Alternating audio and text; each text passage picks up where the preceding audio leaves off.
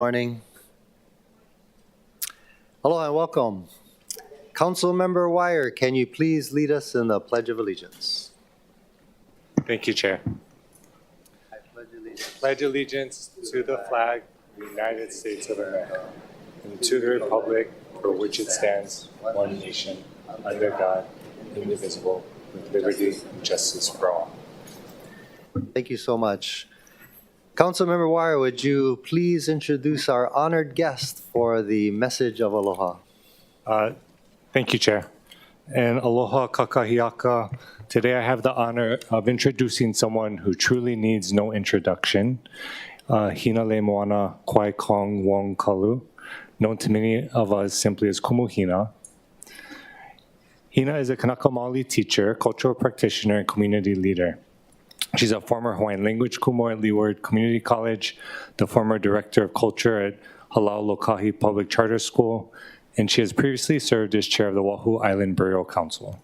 She is, of course, the star of the feature documentary film Kumu Hina, and in 2020, she directed, produced, and narrated the short animated film Kapai Mahu. She's also an accomplished singer and songwriter. She helped to found Kuleana Mamo Transgender Health Project, whose goal was to create a safe haven for transgender individuals to access services and gain life skills.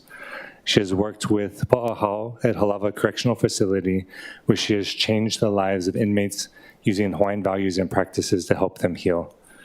Perhaps the breadth of her experience in advocacy is best captured by the title that she holds at the Council for Native Hawaiian Advancement, Cultural Ambassador. Because Kumu Hina truly has a gift for reaching into the foundation of her culture and traditions, in creating spaces for Kanaka and Kama'aina alike to engage with Hawaiian culture and values and learn from these experiences, and grow as individuals, as community members, and as stewards of this land. And so I mahalo her for being here today to deliver the message of aloha and to help us set our intentions for the important work that we have ahead of us today. Mahalo.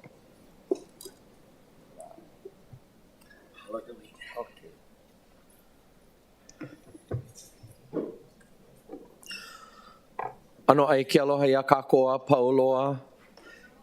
Aloha, esteemed council members and all whom are present in this room. O ke aloha nui ho'i keia o ko pakahi a pau. Mahalo anui ko kākou hui halawai ane keia kakahiaka. A mahalo no ka o kou mauhana maikai. Mahalo ia o kou no ko o kou awa mo ana ki kuleana no ka pono o keia aina o ahunei. Mahalo, mahalo, mahalo.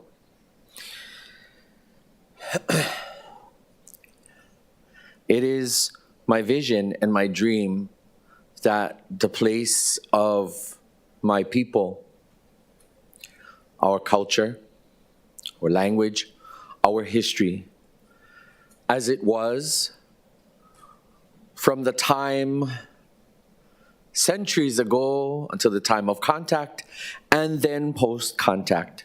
It is my hope that this history will thrive with a place for Hawaiians in it. The work that I do and the work that you do is contingent upon many things, one of which I hope that you will take to heart this morning. That the work that you do will ensure that my language, my culture, and my people, the history of my people, will have a place. There's a myriad of ways that it can be done, perhaps not for these 5 minutes that I get to share with you. But I come to you and I stand before you as someone who was raised. I am now 50 years old. I'll be 51 this year.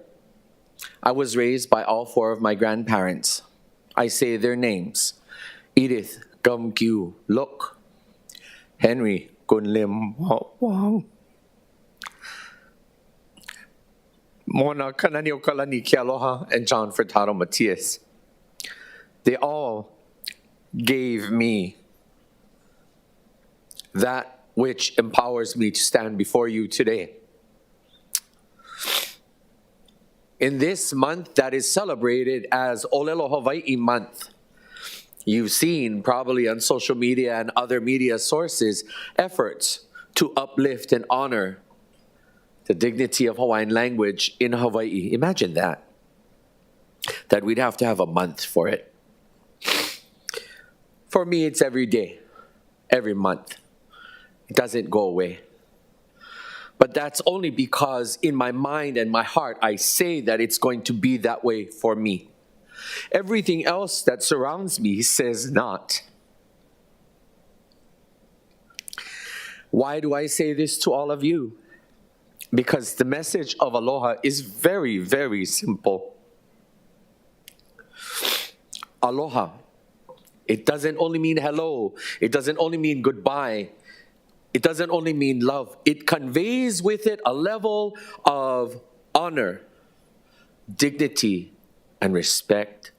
And so every decision that you make in the things that you do, and everything that I do in that which I can contribute to, is contingent upon a true understanding of where is this aloha rooted, and whom will be included in the way we conduct our affairs, make our decisions, and what culture and what lifestyle is endorsed. Do we see traditional Hawaiian house structures, or at least a visual element of it? Not really, because it's not the desired.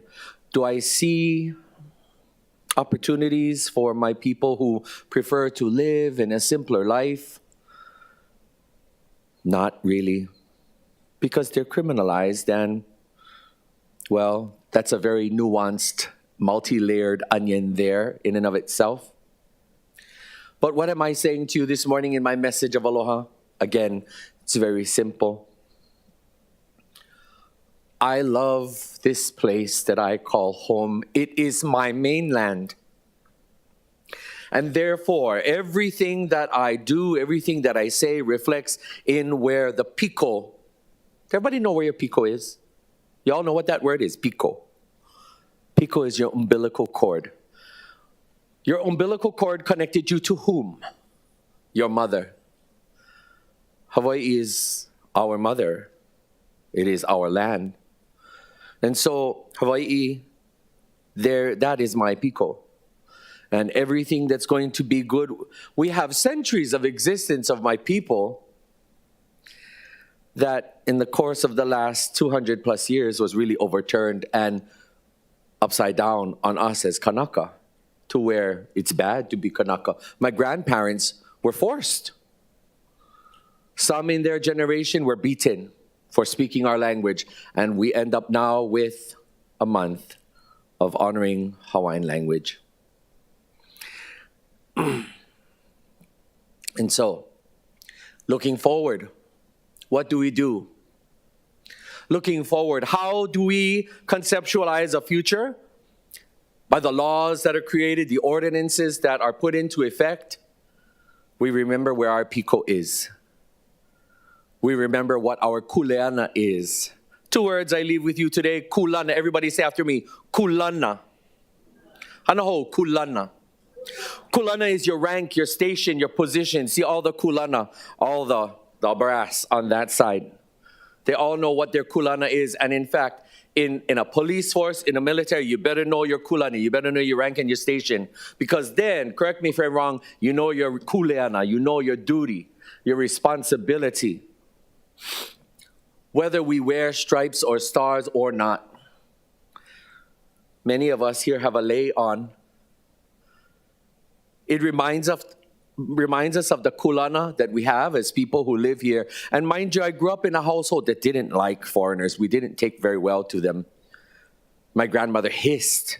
She literally bristled because of the way she was treated when she went to America. Coming back home to the mainland, she came back home to a Hawaii that was forever changed. But may the lei that we wear today and the fragrance that we smell, may it remind us of our kuleana. Our role as people who live in Hawaii remind us that we have the kuleana, we have the duty, we have the obligation to uplift, to uphold, to honor, to preserve, promote, and promulgate that which is Hawaiian, that has a place for everybody else in it. If you're not quite sure how to do that, I'll be one of the first ones to volunteer. I'll come visit you in your office. Maybe you put out a cup of tea, and I'll have a cup of tea, maybe a little sandwich. We'll talk story for as long as you like. But I encourage, for my fellow Hawaiians, let us onipa'a, and let us endeavor to teach those who aren't and who may not be sure. And for those who aren't Hawaiian, I ask you to please join us in perpetuating the understanding of aloha in the home of Hawaii, home of the Kanaka, your home and mine. Kung mahalo anui ho ikeia ya oko, mahalo anui no keia hui ana, mahalo, mahalo, mahalo.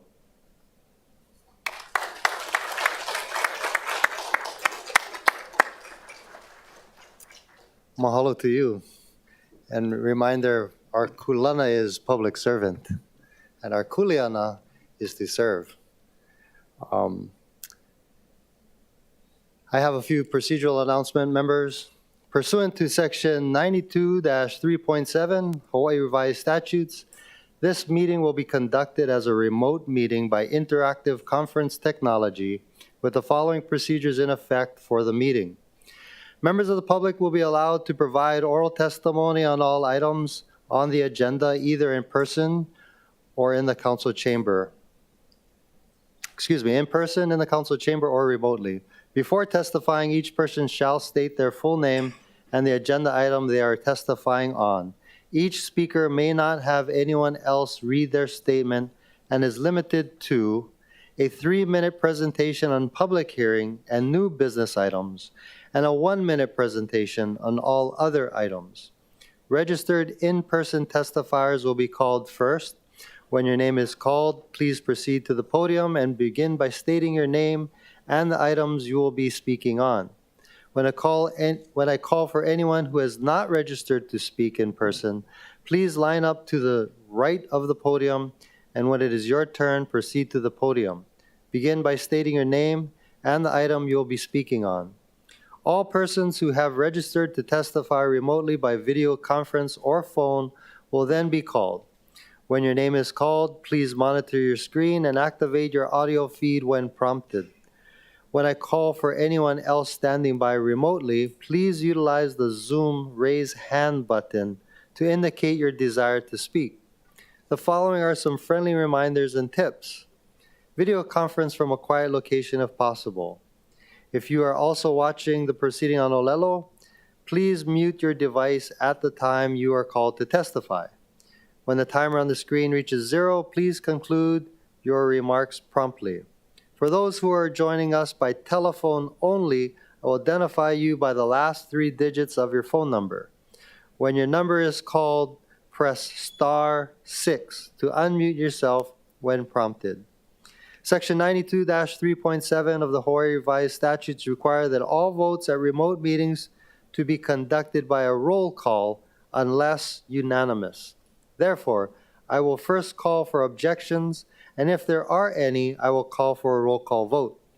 For those council members participating outside of the council chamber in accordance with Section 92-3.7 Hawaii Revised Statutes, the meeting will automatically recess if we lose audio-visual contact with you and cannot reconvene until we reestablish contact. Therefore, please announce beforehand if you will be voluntarily signing out, and I believe everybody's here today. Written testimonies include the testifier's address, email address, and phone number, and will be available to the public as described on the posted agenda. As a courtesy, please turn off all cell phones for the duration of the meeting. Council members and members of the audience, we have the following items not posted on the agenda for consideration. On page 13, we have a hand-carried proposed FD1 amendment to Resolution 22-262, CD1, urging the city administration to formally recognize and observe November 28th as La Ku'oko'a,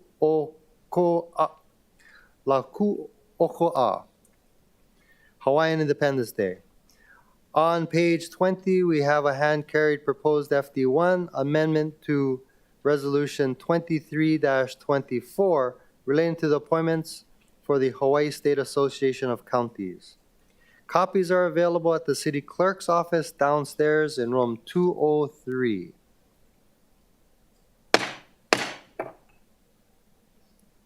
I'd like to call the meeting to order. Mr. Clerk, please call the roll. Councilmember Cordero, Present. Councilmember Dos Santos Tam, Present. Councilmember Kiaina, Here. Councilmember Okimoto, Present.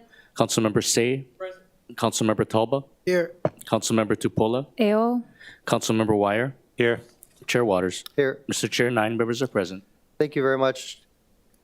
Councilmember Cordero, any introductions this morning? Thank you. Aloha and welcome to everyone who's joining us online as well as in the chamber. We would like to welcome our neighbors as well as members of the city administration, and namely Mayor Rick Blangiardi as well.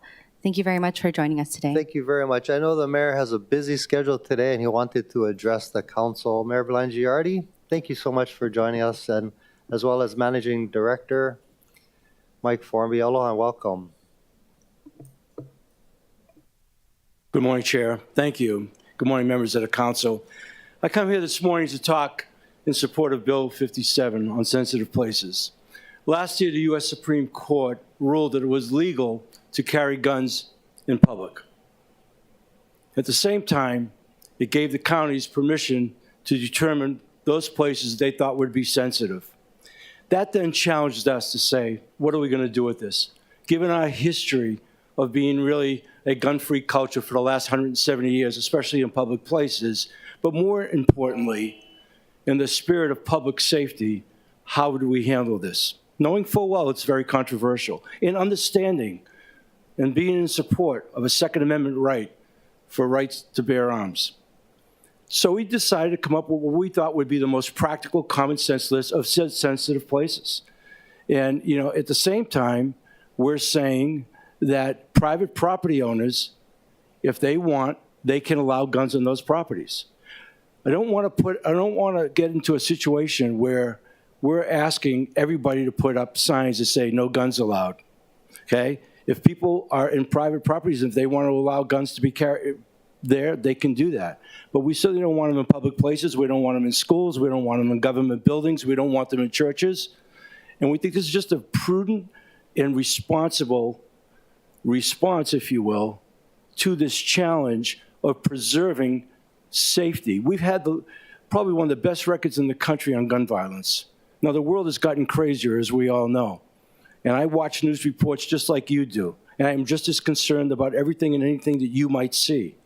But in the spirit of this place and who we are as a people, and just having listened to Hina Wong talk about Kuleana, okay, I feel, as mayor of City and County, very strongly that what we're proposing is in the best interest of the people who live here. So that's our position. I've reached out to a number of groups. I've asked for that support. We think we're doing the right thing. I want to say it again.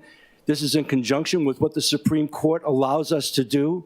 This is the position we're taking here. It may be unique to Hawaii. It may seem strong, but it is the right thing to do. And I believe very, very strongly in that. So I thank you for your consideration of my support. And the other thing I'd like to do this morning, Council Chair, is I want to thank you. I want to thank you for the civility in which you've just handled 3 people that we've put forward. Dr. Libby Cha for the Police Commission, and for 2 cabinet members that I have high, high regard for, and Haku Millis and Don Takeuchi Apuna. Just yesterday, I attended an event up at Punahou School in which a veritable who's who showed up for that. And it's about their curriculum now and what they want to teach on civility in politics and government. So I thank you for the way you've handled those people. It's greatly appreciated. Thank you. Thank you, Mr. Mayor. Members, we're on the middle of page 4. Vice Chair Kiaina, motion to approve the minutes. I move that the minutes of the second session be approved. Councilmember Cordero for the second. Second. It's been moved and seconded. Mr. Clerk, are there any registered in-person testifiers? Mr. Chair, we have none. Are there any additional testifiers from the public who want to testify on our minutes? Mr. Chair, there are none. Thank you. Are there any registered remote testifiers? Mr. Chair, we have none. Thank you very much. Members, we're in discussion. Seeing none, any objections or reservations? Noting no objections or reservations, the minutes have been approved. Moving to the top of page 5, order of the day. From the Committee on Budget, Councilmember Cordero. I move that Committee Report 13 and Resolution 22-275 CD1 as amended be adopted. Second. It's been moved and seconded. Councilmember Cordero for the explanation. The resolution confirms the appointment of Peter F. Young to serve on the Board of Review, number 3, for real property tax appeals of the City and County of Honolulu. Thank you very much. I see Mr. Young in the audience. Mr. Young, would you like to say a few words? Hello and welcome. Thank you very, very much. This is very, very exciting. We have a tumultuous time with the tax assessments coming out and a little higher than a lot of us had expected. But I'm here to serve the people of Honolulu and the city and county, and I'm very, very excited. Thank you. Thank you very much. Members, any questions for the nominee? Seeing none, thank you so much. Mr. Clerk, are there any registered in-person testifiers? Mr. Chair, there are none. How about any additional testifiers that have not registered in person? We have none. Thank you. Moving to registered remote testifiers. Mr. Chair, there are none. Thank you. Any additional remote or by phone testifiers? Thank you, members. We're in discussion. Seeing none, any objections or reservations? Noting no objections or reservations, CR 13 and Resolution 22-275 CD1 has been adopted. Congratulations, Mr. Young, and thank you for your service. Councilmember Cordero. I move that Committee Report 14 and Resolution 22-289 be adopted. Second. It's been moved and seconded. Councilmember Cordero for the explanation. The resolution confirms the nomination of Dominic H.K. Millis to serve as the Director of Design and Construction of the City and County of Honolulu. I see Mr. Millis here. Aloha and welcome. Would you like to say a few words? Morning, Chair Waters, Vice Chair Kia'ain, and council members. Just want to say thank you to the mayor and the administration for the opportunity and trust to take on this role. I'm also grateful to each of you for making the time to meet with me individually and talk through how we can work together better and open up better lines of communication. I will do my best. Thank you. Thank you. Members, any questions for the testifier? Councilmember Kia'ain. Just a comment, Chair. Thank you, Mr. Millis.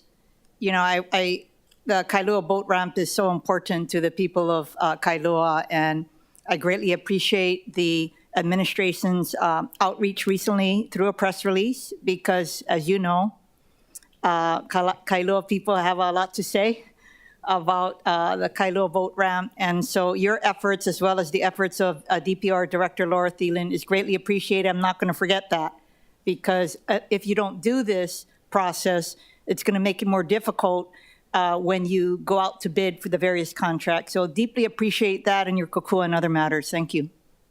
Thank you so much. Members, any further questions for the nominee? Seeing none, thank you so much.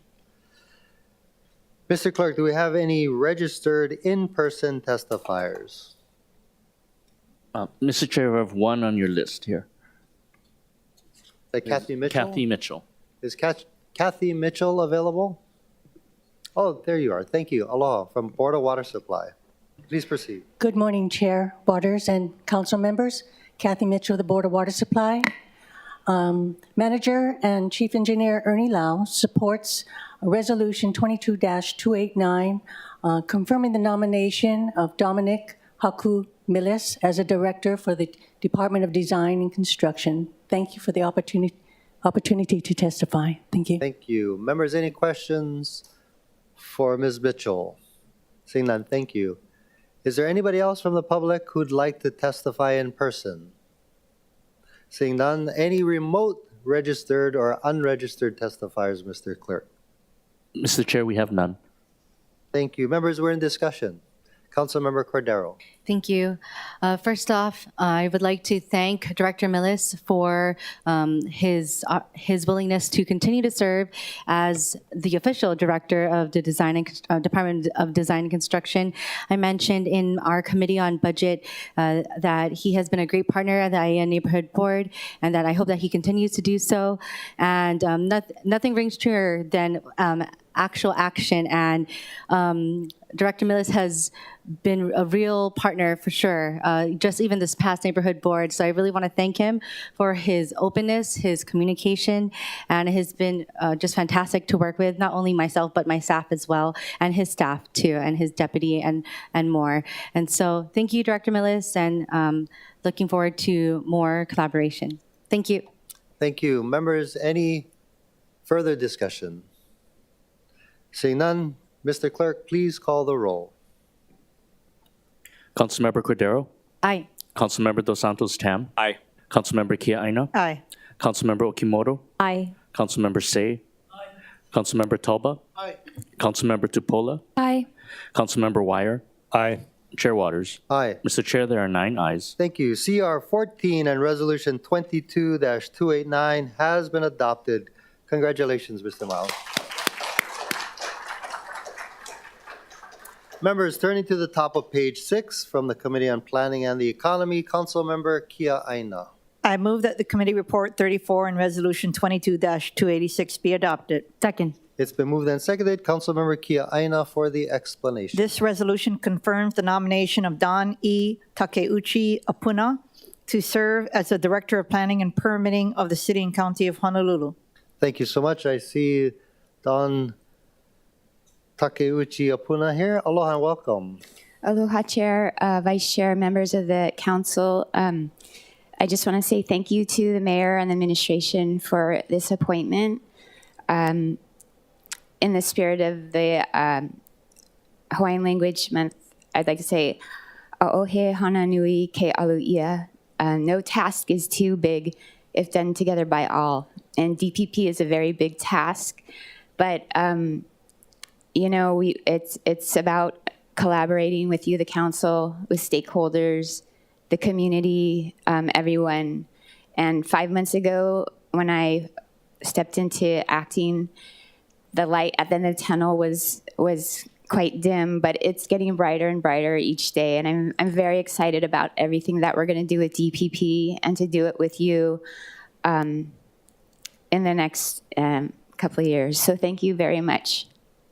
Thank you. Members, any questions for the nominee? Seeing none, thank you very much. Mr. Clerk, do we have any in-person testifiers? Mr. Chair, we have Ms. Kathy Mitchell from the Board of Water Supply. Is Kathy Mitchell still here? Aloha, welcome. Chair Waters and council members, Kathy Mitchell with the Board of Water Supply. Manager and Chief Engineer Ernie Lau supports the confirmation on the nomination of Don Takeuchi Apuna as a director for the Department of Planning and Permitting. Thank you for the opportunity to testify. Thank you so much. I note that we do have a non-registered in-person testifier, Mr. Clerk. Please proceed. Aloha. Can you City state your Council full Chair, name for the Vice record? Chair, and the City Council. I'm Angela Melody Young, testifying in strong support.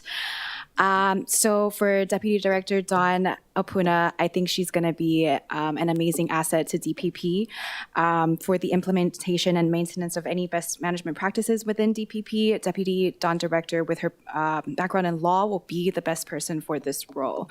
A lawyer is trained to navigate the complexities of legalities, but also trained to think analytically to assess problems and present solutions. She withstood a lot of pressure during a time when DPP was under great scrutiny, and I think her idea of automating the system is a great idea. The data can be automated, integrated, and maybe it can even become an app. So therefore, I strongly support the appointment. Thank you for the opportunity to testify. Thank you so much. Members, any questions for the testifier? Seeing none. Is there anybody else from the public who'd like to testify on the appointment of Dawn Apuna? Seeing none. Mr. Clerk, are there any registered or unregistered remote testifiers? Mr. Chair, there are none. Thank you so much. Members, we are in discussion. Councilmember Tupola. Thank you so much, Chair. The Council and most everyone here is well aware of the tremendous task ahead for the person who will assume the DPP Director position. In addition to the day-to-day job duties, the directorship will require dedication and incredible fortitude. Since September 2022, I've been impressed with the interim director's performance. Ms. Apuna has been refreshingly responsive, transparent, and both in private and public meetings. She is my partner on the Waianae Neighborhood Board, and she attended the Nanakuli Neighborhood Board with me to further iterate our work together to shut down an illegal gun range. She's always been there to answer all of the questions of the community. I believe these qualities are essential to repair internal lines of communication, gain the respect of department staff, as well as to restore the public's trust in the department. I wholeheartedly support Ms. Apuna's confirmation as the Director of Planning and Permitting. I have worked in partnership with her to propose much-needed policy changes to streamline the city's permitting process and look forward to more until there's marked improvement. I'm so glad to hear that she's seeing some light because it was a very daunting task that she stepped into, but we're very happy that she rose to the occasion. I'm confident Ms. Apuna's leadership will have a positive impact at DPP and for the residents of Oahu. In support. Thank you, Mr. Chair. Thank you. Members, Councilmember Kiaina. Thank you, Chair. I would like to think that as the light is brightening, that us on the City Council should endeavor to make that light brighter for you. So please look at us as a resource in helping you to get your job done, because there's probably no more difficult job in the city than yours. I, of course, mentioned during the committee hearing that I've greatly appreciated working with you on both Bills 41 and 42, as well as Bill 10, which is going to take several months given its complexity. But what I also agree, what I appreciate from you and your staff is that whether I agree with your position or not on different projects in my district, no matter how small, you explain it to me in a fashion where I can understand it so that I can weather any criticism that I may receive from my constituents who are not pleased with your decision. And that includes a projected senior home in Kaneohe. So again, look forward to brightening that light for you, and just wish you well in your endeavors. Thank you. Any further discussion, members? Seeing none, thank you so much. Mr. Clerk, please call the roll. Councilmember Cordero? Aye. Councilmember Dos Santos Tam? Aye. Councilmember Kiaina? Aye. Councilmember Okimoto? Aye. Councilmember Say? Aye. Councilmember Talba? Aye. Councilmember Tupola? Aye. Councilmember Wire? Aye. Chair Waters? Aye. Mr. Chair, there are 9 ayes. Thank you. Congratulations, Director Apuna. CR 34 and Resolution 22-286 has been adopted. Resolution 23-17, confirming the appointment of Dr. Elizabeth Char to serve on the Police Commission of the City and County of Honolulu is next. Resolution 23-17. I note that Dr. Libby Char is present. Would you like to say a few words?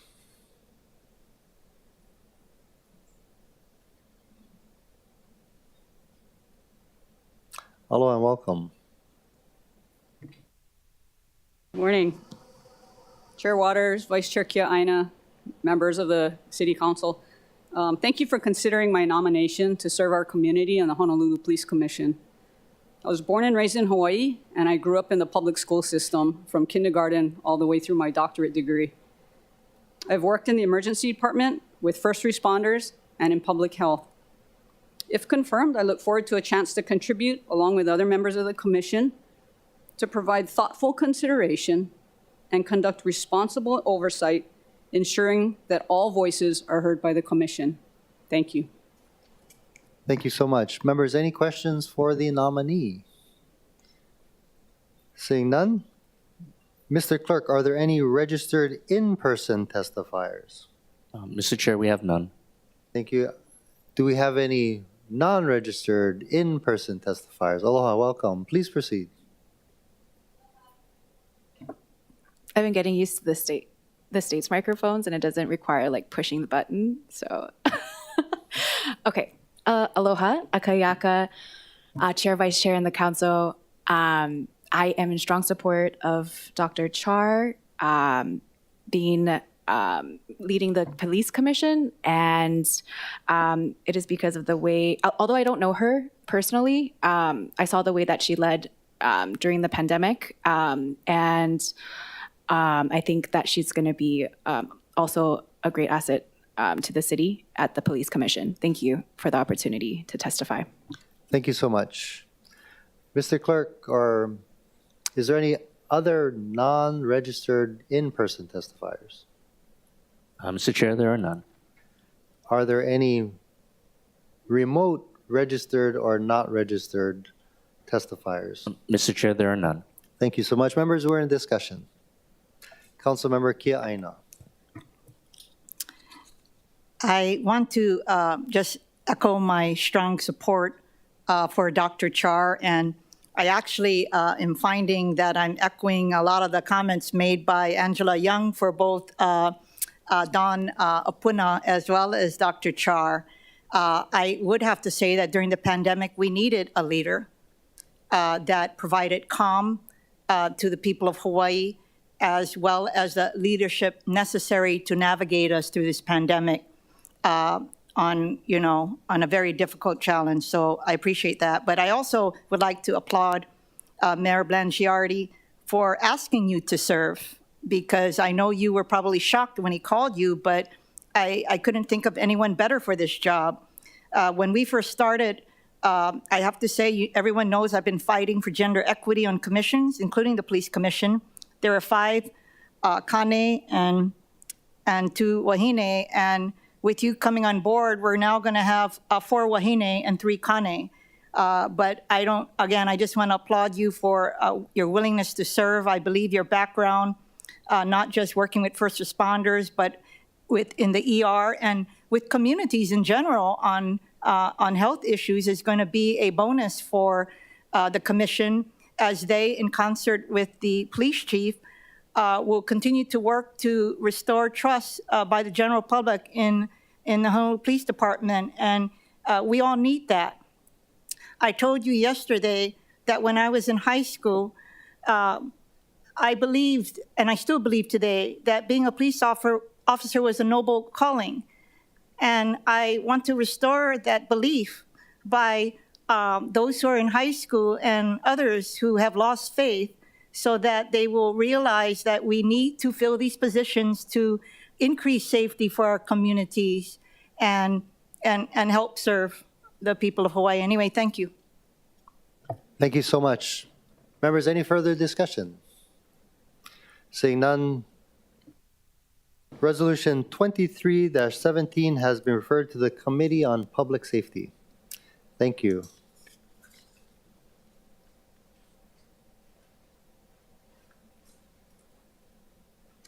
Next to the top of page 7, from the Committee on Executive Matters and Legal Affairs, Councilmember Dos Santos Tam.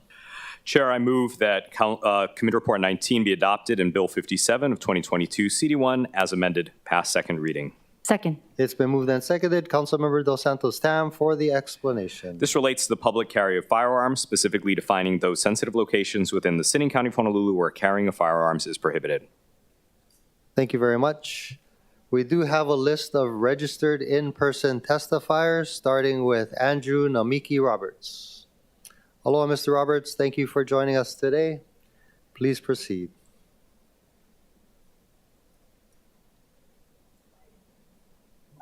Hi, good morning. I had written testimony that I was going to submit today. After hearing the mayor, I'm going to change my testimony. My name is Andrew Namiki Roberts. I'm a director for Hawaii Firearms Coalition, and we are in opposition of this bill. We heard today the repeated statement being made that Hawaii has had a historical tradition of banning the public carrying of firearms for more than 170 years. When we're looking at the Second Amendment, those 170 years are irrelevant. The Supreme Court came forward last June and said, these are the rules that we have to follow. It is the traditions and history of what the Constitution was built on, not what a state or outlier has done.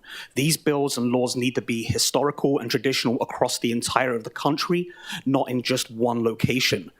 The mayor today came forward and gave testimony on Bill 57 before testimony was called for. I find that that itself was out of line. He came in, gave testimony, and fled the room. He said, we have made the decision that we are going to do this. The public's opinion, your guys' opinion, be damned.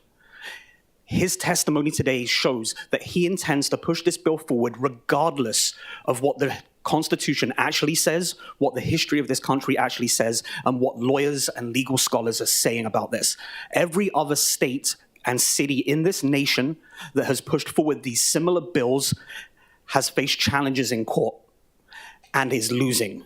There is no historical analysis that has been done by the city or the state that shows that these places are historically allowed to have their firearms restricted. Honolulu, the other counties in the state have faced a number of legal challenges over the last few years and has won absolutely none of them. That's before Bruin. If you guys had to put this bill on the table last year, before the Bruin decision, I would say 100% that this would have gone through and would not have been able to be challenged in court. Since Bruin has come forward, it has set out new guidelines that we need to follow. Between the counties and the state, we have spent $500,000 or more fighting unconstitutional laws.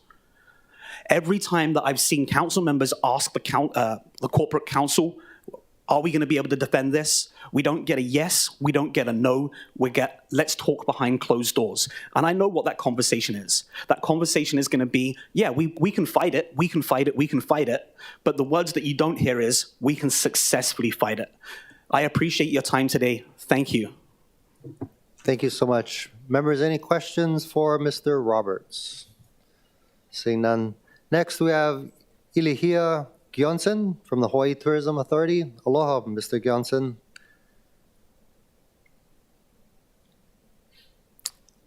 Please proceed. Aloha, Chair Waters, Vice Chair Kia Aina, members of the Honolulu City Council. Ilihia Johnson on behalf of the Hawaii Tourism Authority on Bill 57. Our President and CEO, John DeFries, sends his aloha. He's engaged at the Capitol this morning. We support the intent of Bill 57. We understand that there are so many factors to consider and balance, and we appreciate the hard work of the Council on this measure and all the members of the public who took the time to submit testimony and engage in the process. For over a century, those who promoted tourism to the Hawaiian Islands taught the world about the value of aloha. More recently, our work at the Hawaii Tourism Authority has been introducing aloha's sister value, malama, to care for, to steward, and importantly, to protect. We talk a lot about malama as it relates to our land, malama aina, our natural environment, our natural resources, but we must also remember to malama one another with respect and aloha. The aloha spirit is, after all, codified in HRS 575. This measure will provide clarity for the carry of firearms in public spaces and provide business owners the right to choose what they allow in their establishments. This clarity helps avoid any misunderstandings or confrontations that frontline workers may face with patrons who may not be aware of local regulations. Hawaii is known as a safe and healthy destination for visitors, a sentiment that aided the recovery of our largest economic sector ahead of projections, and this measure will help maintain that reputation. But more importantly, for our kama'aina, this measure is about protecting Hawaii as a pu'uhonua, or a safe place in a tumultuous time for our nation and for our world. When other places forget, we remember how to malama one another. Mahalo for the opportunity to share our support for Bill 57. Aloha. Aloha and thank you. Members, any questions? Seeing none, thank you. Next, we have Lisa Gibson, followed by William Mayala.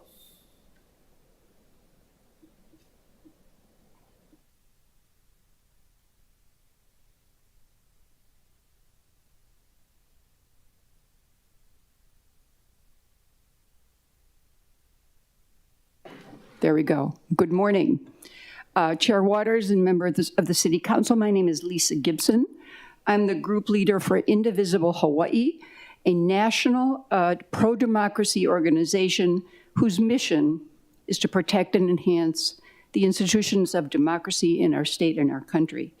On behalf of Indivisible, I stand in strong support of Bill 57. We appreciate the leadership of the mayor and the council on this issue to make sure that a travesty is not made of the word aloha in our state. Thank you very much. Thank you. Members, any questions for the testifier? Seeing none, thank you. Next, William Ayala. Aloha, Mr. Ayala. Morning, Council Chair Waters, Council members. My name is William Ayala. I'm testifying for myself in opposition of this bill on the grounds that it is a violation of the Second Amendment to the U.S. Constitution, as well as the 14th Amendment, which provides for equal protection under the law. This bill provides differential treatment for certain individuals as evidenced in Section 40-4, C1 and 2. This bill at first glance seeks to create safe spaces, but even a cursory overview of the facts of shooting events, both mass or otherwise, but especially mass shootings, show that criminals committed their crimes in what would be considered safe spaces.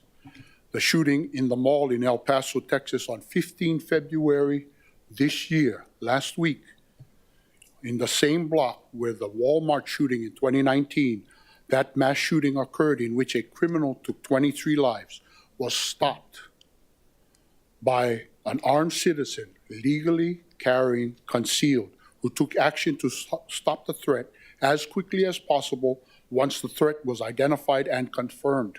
Compare that to the Michigan State University lockdown that had students cowering in fear for hours because a murderer could walk their gun-free campus at will, hunting for victims at his leisure. In the El Paso incident, the criminal was using a stolen handgun. I would submit that there are far fewer shootings than car break-ins in Honolulu.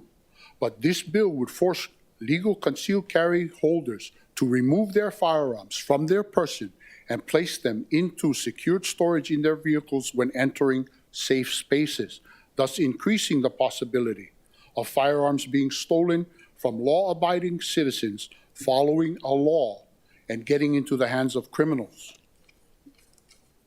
This bill serves only, in my opinion, to place such onerous restrictions on legal concealed carry gun owners as to be a de facto ban hidden under the guise of common sense safety limits. As such, I ask the Council, please vote no on Bill 5722. Thank you for the opportunity to testify. And lastly, Imua Kamemea, Imua Hawaii. Thank you. Members, any questions for the testifier? Seeing none, thank you very much. Oh, I'm sorry. Councilmember Tolba. Aloha. If this bill passes, yes, sir, will you be suing the city and county of Honolulu?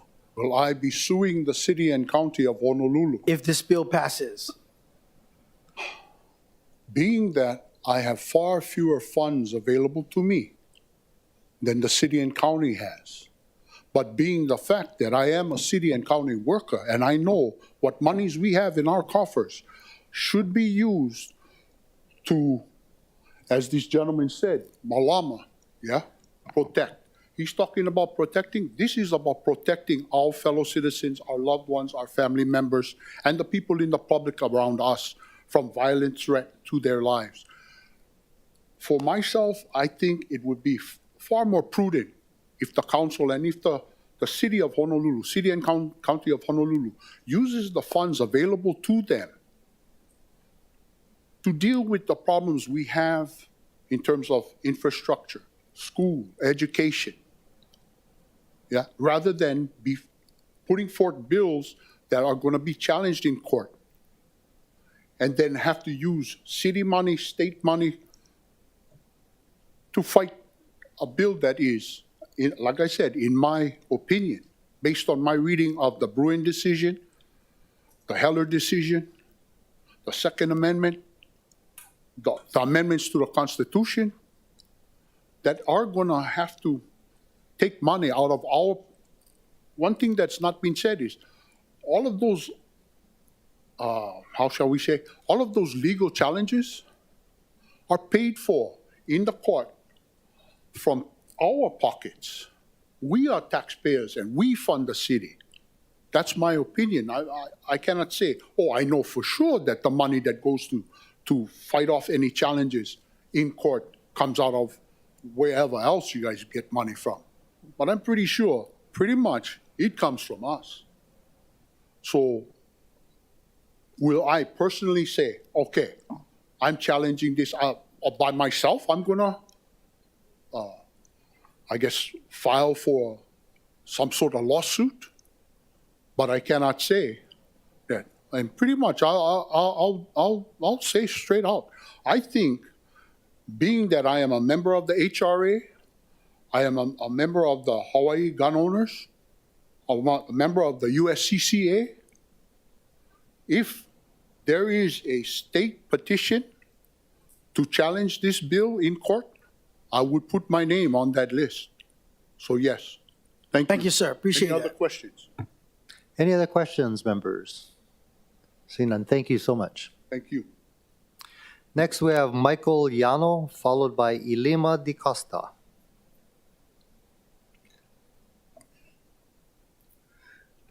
Good morning, and aloha kako. Greetings to all gathered here. For the sake of clarity and brevity, I'm going to read from my draft. Just a second, it just disappeared. Okay. I am in favor of amendments to Bill 57 and bill itself. These amendments and the bill will strengthen the effectiveness for the purpose of establishing an environment of improved safety and for the avoidance of the worrisome psychological effects of an ever-present effects of stress and anxiety. This is a very real health threat to everyone. And in different degrees, some are very sensitive to it, and it can trigger illness of a severe nature. The distinct and distressing effect of stress would negatively affect the mental and psychological well-being of many people. The only way to avoid this unhealthy stress for many, many people is to require conspicuous signage that would announce the possibility of the presence of concealed guns. The freedom to knowingly choose locations and environments that we enter should be established for the improved safety and the assurance of peaceful surroundings for everyone present. It is well-known medical fact, well known for decades, that stress can cause illness and death. It is especially debilitating for many who are struggling to overcome habits of addiction or episodes of mental illness. Stress can be severely sickening internally, to include bodily and psychologically. Stress and anxiety also affects people mentally and emotionally. This can cause a reduction of natural calmness and clarity of thoughts and feelings. Please consider establishing safety and confidence for safety in places and institutions that house and care for patients, clients, and inmates who are pursuing a whole wellness, including freedom from illness, addiction, and criminal pasts. Bullets have no conscience, and sometimes the harm goes tragically astray. I'd like to add some comments about myself and why I speak about mental wellness. A common misnomer is the term mental illness that we are trying to escape, but actually it's mental wellness that we are seeking, and that's the real issue, to recover and maintain mental wellness. I've struggled with this from childhood with depression. Only one of the types of mental avoidance or a lack of mental wellness. It's caused by a brain disorder of chemicals that we all have a system for in our brain, every one of us. If you could wrap up your testimony. Okay. This brain chemistry system is affected clearly and distinctly with stress, and to different degrees it affects all of us in public, going anywhere in public on these islands and in Honolulu. The freedom to choose and the freedom to be feeling safe is very important. So please consider these thoughts in your passage of Bill 57. Thank you. Thank you so much. Members, any questions for Mr. Yano? Seeing none, thank you, Mr. Yano. Next, we have Ilima Di Costa, followed by Deb Nimed.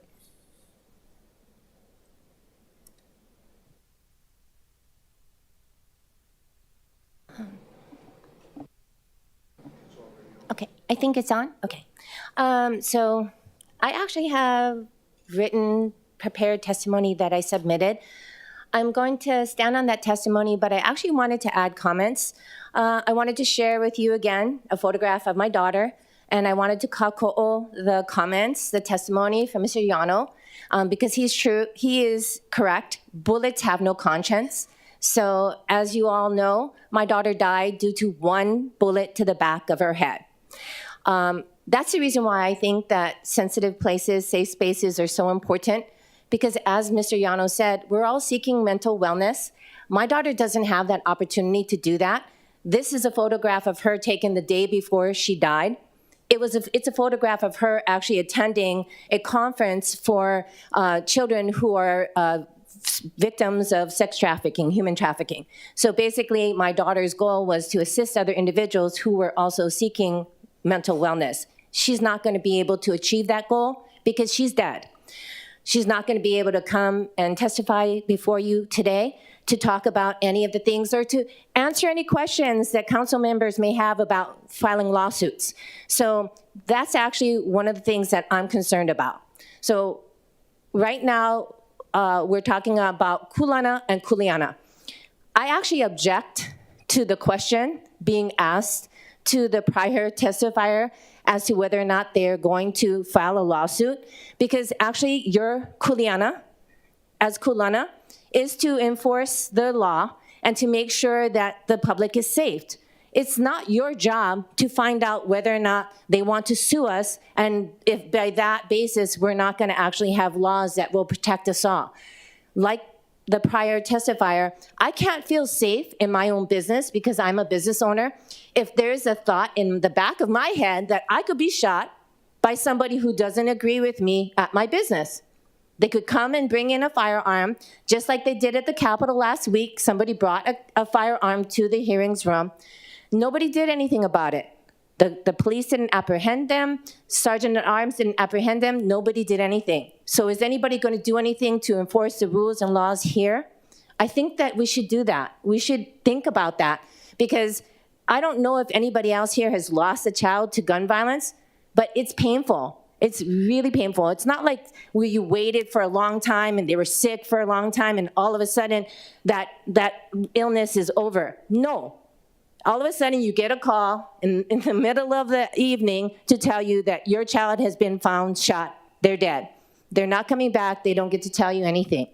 So having laws like the law that's being proposed by the mayor is very reasonable. It's not unreasonable to want to feel safe at work, feel safe at school, feel safe when you go to the doctor, feel so safe when you go and get a pedicure, massage, whatever it is that you want to do, go shopping. We cannot feel safe if we're going to the grocery store and there's somebody with a handgun behind us. So mahalo. I stand in strong support of Bill 57, and I urge you to pass this measure. Mahalo. Thank you. Members, any questions for the testifier? Seeing none. Next, we have Ilima Di Costa, followed by Deb Neiman. Excuse me, that was Ilima Di Costa. Thank you. Deb Neiman. Good morning. I am here. My name is Deb Nemad. I am here on behalf of Brady, Hawaii. First of all, I would like to extend our deep appreciation to the mayor and the City Council for stepping up to keep us safe until the state legislature acts. It's a lot of work for you, and it's not a long time, but your work and efforts are greatly appreciated. And that appreciation extends to the broad coalition of people who have expressed support for gun safety legislation before the council and legislation, including bankers, retail merchants, students, domestic violence protection organizations, the Children's Action Network, the Institute for Human Services, physicians, gun owners, healthcare associations, churches and pastors, veterans, parents, educators, and many more. And Brady is here, and Indivisible is here, and Moms is here even though we don't have a lot of members testifying, we are here to represent the 63% of the people who responded in the July 2022 Star Advertiser poll that want to prioritize gun safety. And in addition, I'd like to respond just quickly to a couple of the previous comments. In fact, the Supreme Court did provide an exception to sensitive places. So the concern that was expressed that you are potentially moving beyond what the Supreme Court said, there are members of this Supreme Court that will respond well to the exclusions that Honolulu City Council has listed. And second of all, while I understand the concern of some of the people that have testified against Bill 57, the fact that there's a mall shooter or there's a shooter at the university, that's not what Bill 57 and the bills at the state legislature are authorizing. They are authorizing the concealed carry of weapons for purposes of self-defense, not the defense of others. Because the bottom line is, how are the police going to be able to tell the difference between a good guy with a gun and a bad guy with a gun? Thank you very much for all your work. Thank you. Members, any questions for the testifier? Seeing none, that's what I have for registered in-person testifiers. I do note that we have approximately 12 remote testifiers. Mr. Clerk, do we have any non-registered in-person testifiers? If you want, if you could line up on my left, your right, but go ahead, Angela. You can be first since you're there.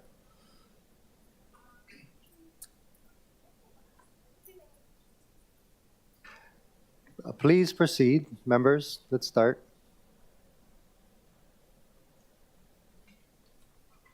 Hello and welcome. Please state your name for the record. Aloha, Council. My name is John Abbott. I'm also a concealed carry holder here in the state. I'm the fourth person to receive it on Oahu. If you guys pass Bill 57, I will sue.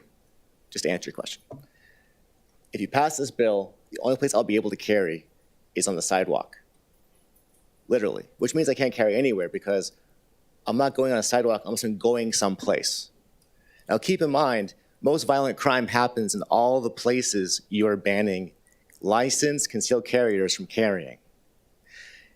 Also consider that everyone says that the police's job is to protect people. It is not. The Supreme Court has ruled multiple times the police have no duty to protect citizens.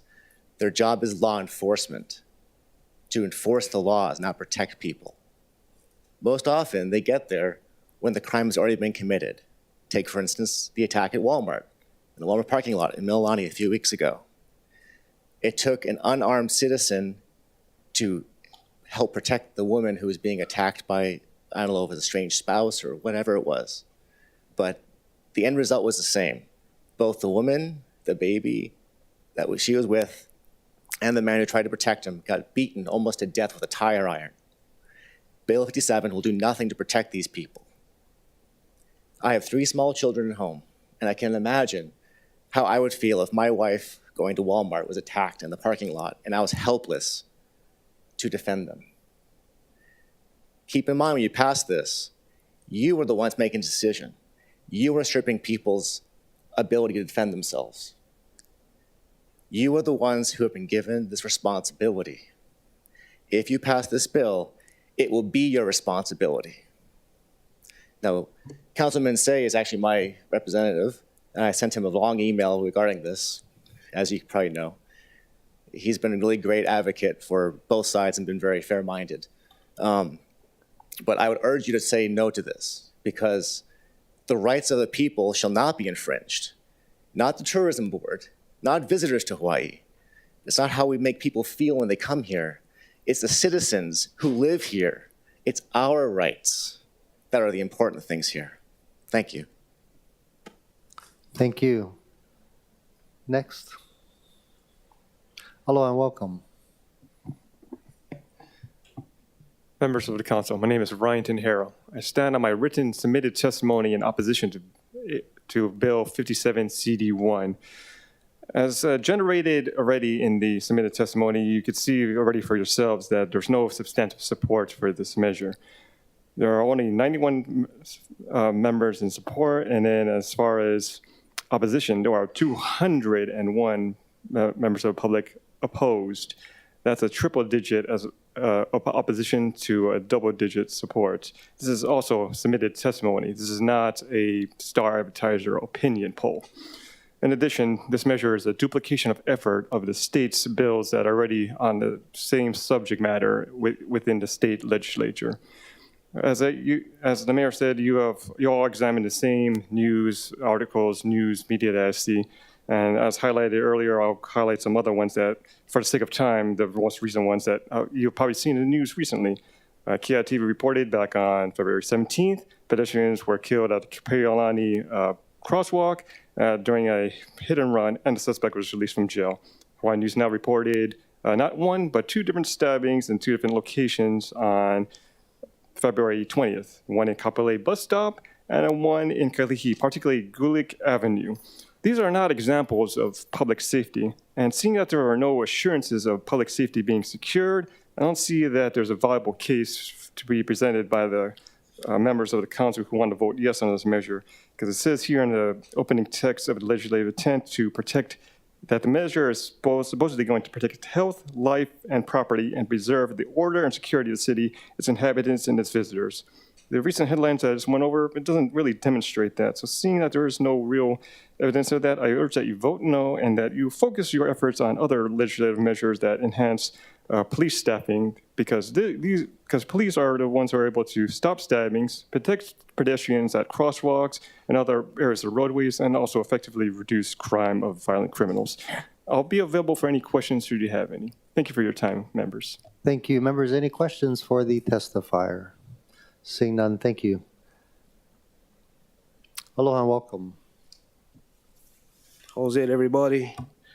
My name is Paul Kudal, representing Hawaii Tactical Division, LLC, born and raised Kalihi Valley. I strongly oppose this bill because it doesn't make sense, because people will or is already carrying without your guys' permission, and I'm referring to those who don't obey the law, which are the criminals. We, the people, actually have to apply, basically ask permission to legally carry, which is upright wrong. It is our constitutional right, and it is tyrannical of you guys to make that decision to where we can and can't carry in a public space for us law-abiding citizens in our beloved home, Hawaii. Look back in history, every human being in every culture had a weapon carried in the open world. You know why? Evil people exist out there to do bad things to defenseless people, and a firearm is our modern day weapon. It is not enough of our brothers and sisters in blue to protect us, so let us be our first responders. We are modern day warriors in these evolving times, and it is our kuleana to be protectors of our loved ones out in public. And for those anti-gun groups, we are not your enemy. Instead, infringing on our rights, you should focus on what type of pharmaceutical medication given to the people and the justice system to keep criminals behind bars. And then, question for you guys: if a criminal kills somebody in a gun-free zone, you guys pay for that funeral costs? Thank you. Thank you. Members, any questions for the testifier? Seeing none. Sir, would you like to proceed? Hello. Hi, guys. It's me again. I can't help but notice that last time I was here, I offered to teach all you guys the CCW class that we're teaching the citizens out there. No one took me up on the offer. But to backtrack a little bit, what the lady was saying is actually what we're teaching. You know, we're not teaching people to go out there and play hero and do any of that stuff. We're teaching retreat. We're teaching de-escalation. You do not play hero. That is not your job. You are not a cop. The first thing that you do is call 911. And correct, it is self-defense for self and possibly maybe your child. But you don't know the backstory to anything going on out there like the men and women of law enforcement do. They have the advantage of having a 911 call, and they get the description of the bad guy. That's what we're teaching in class. It's self-defense. So that's pretty much true. Another thing is, we the people have spoken about this. The latest tally in support of this is 91, and it's 201 opposed. So last time I checked, not to sound cocky or anything, but you guys represent the people, and the people have spoken. We've told you what we think about this bill. And then last time we were here, I didn't get to respond, but someone said that, you know, we've come a long way and that we should be happy that we've gone from no carrying at all to barely being able to carry, like, I think like on the sidewalk or something. That's like saying, you know, for decades we've been punching you in the face, and you should be happy with us only slapping you in the face now. The Bruin decision is pretty clear. The Supreme Court has spoken. We the people have spoken. Please listen. Thank you.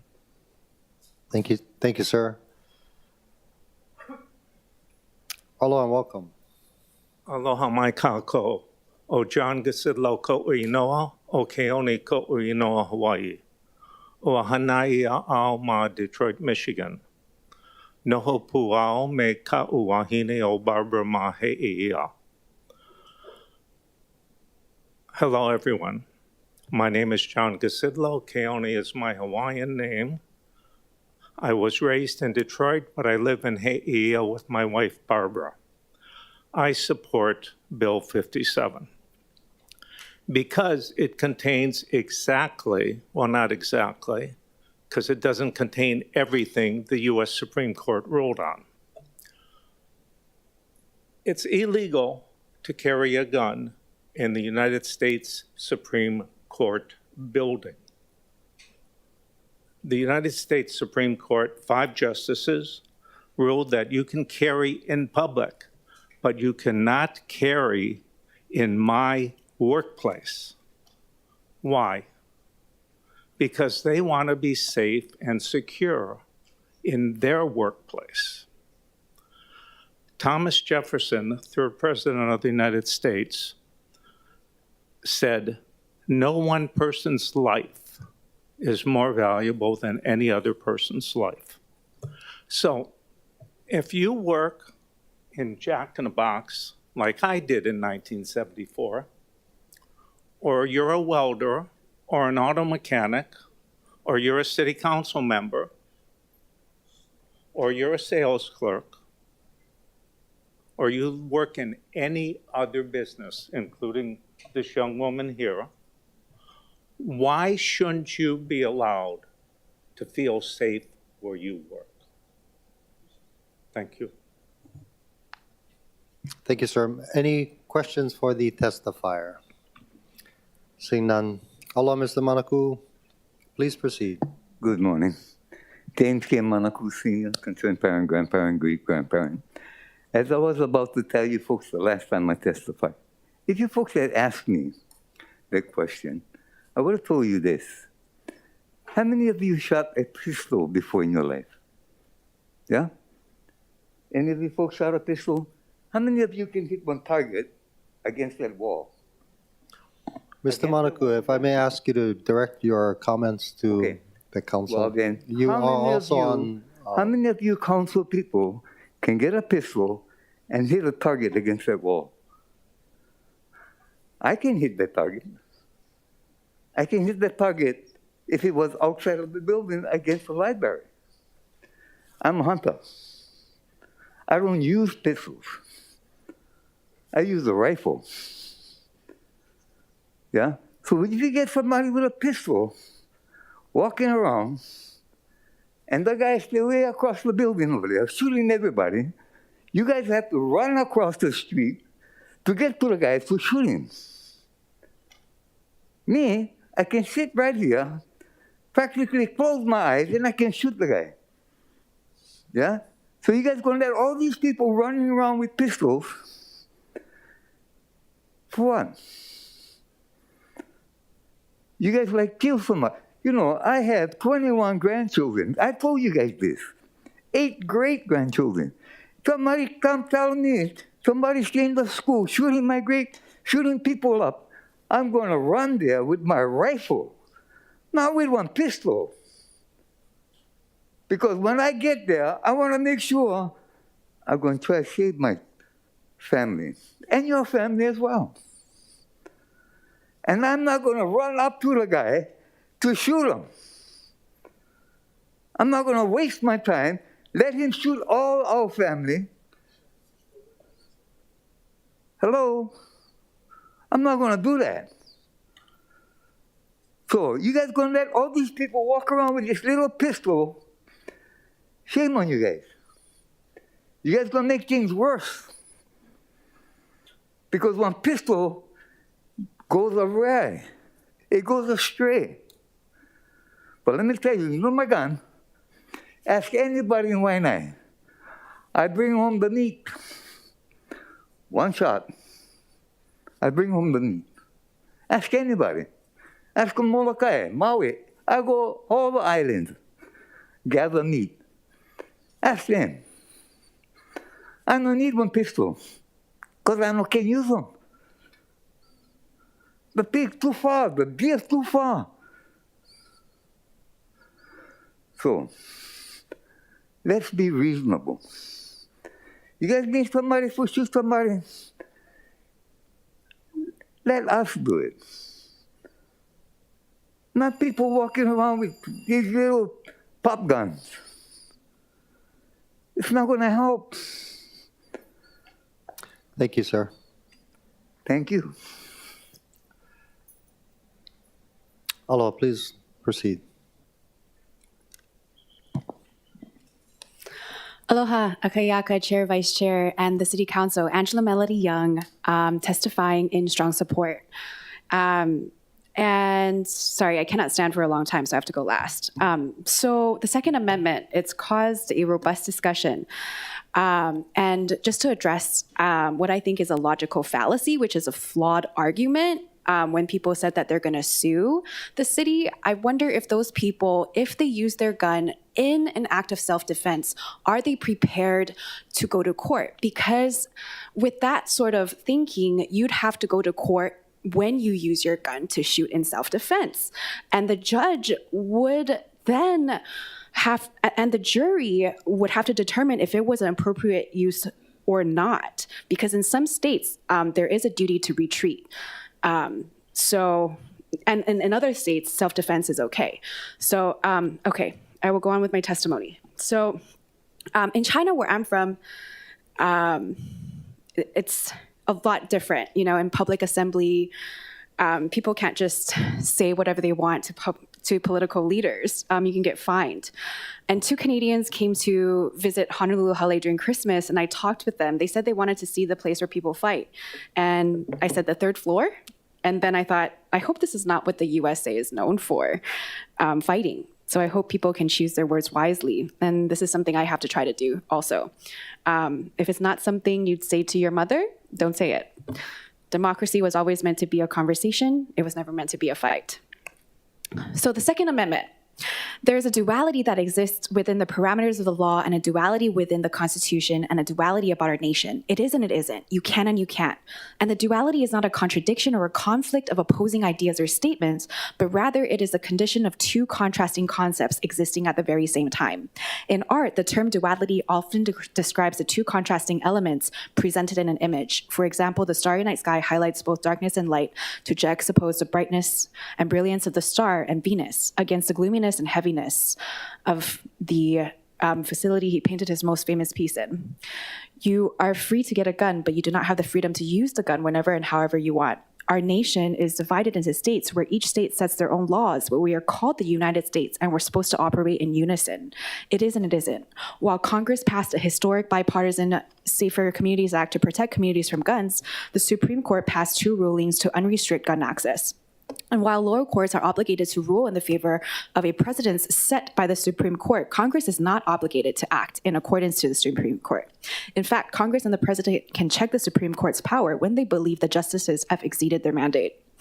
The intention of the creation of the 3 branches is so that they can check and balance each other, that they are each equally as valuable. And the checking and balancing is not in defiance because the intention of our founding fathers was a balanced system of 3 branches. Okay, in conclusion, I'd like to close with something Senator Tim Scott said in an address to Congress. It's a Bible verse from Numbers. The Lord bless you, and he sees you. Let his face shine upon you and be gracious to you. The Lord turn his face towards you and give you peace. May his presence go before you and behind you and beside you, all around you and within you, in the morning and the evening, in your coming and your going, in your weeping and your rejoicing, he is for you. May his favor be upon our nation and 1,000 generations, and your family and your children and their children and their children. E me ko ohana ama kau mau keiki ama ke lako poe keiki. Ame ka lakoa poe keiki. Amen. Thank you for the opportunity to testify. Thank you. Members, I do note that we have 12 registered remote testifiers, but we also have the police chief here, HPD Chief Joe Logan. Would you like to testify, Chief Logan? I'm sorry I didn't call you on earlier. Okay, terrific. I'm not sure if you folks heard, if anybody has questions at the appropriate time for the chief. But let's go on to remote registered testifiers. I have first signed up Marcus Tanaka, followed by Tina Yamaki, and then Michael Rice. So Marcus Tanaka, thank you for waiting patiently. Hi. So, this whole bill, I oppose it, comes down to 2 things. Those who support the bill based on feelings, and any lawmaker who supports the votes yes is based on feelings versus actual logic, legal stuff, or statistics.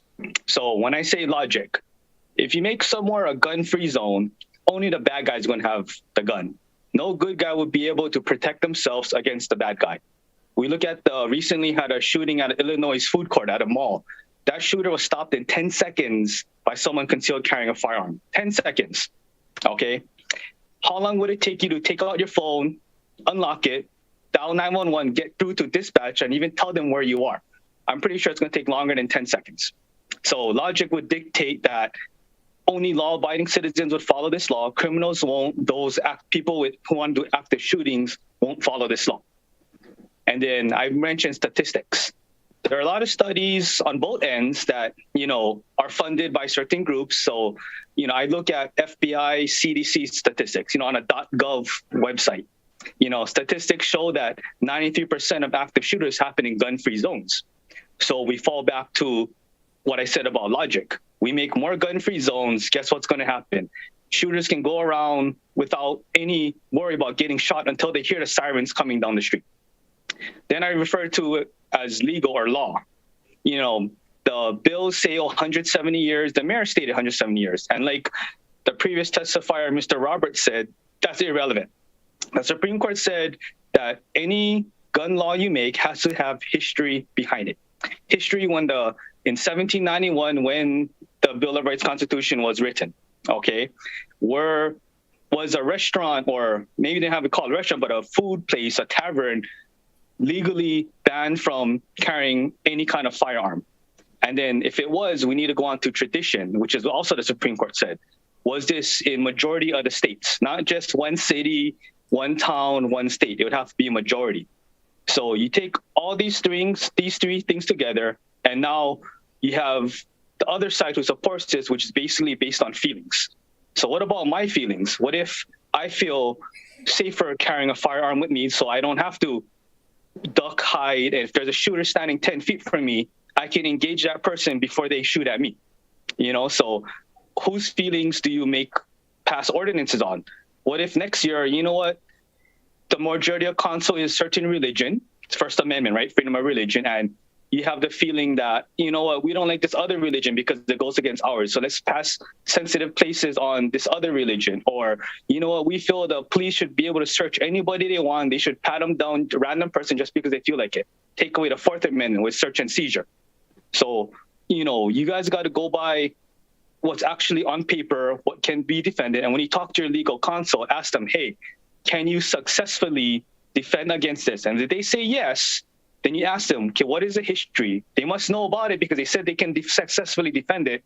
So give them a few seconds. If they don't know about the top of their head, give them a few minutes. They should have it notated somewhere. So here it is. Back in 1792, 80% of the United States, this was the law, blah, blah, blah. Thank you. Thank you. Members, any questions for Mr. Tanaka? Seeing none. Next, we have Tina Yamaki, followed by Michael Rice, and then Michael Scully. Hello, Ms. Yamaki. Thank you for joining us. Please proceed. Aloha and still morning. Good morning, Chair and members of the committee. I'm Tina Yamaki. I'm with the Retail Merchants of Hawaii, and we're in very strong support of Bill 57.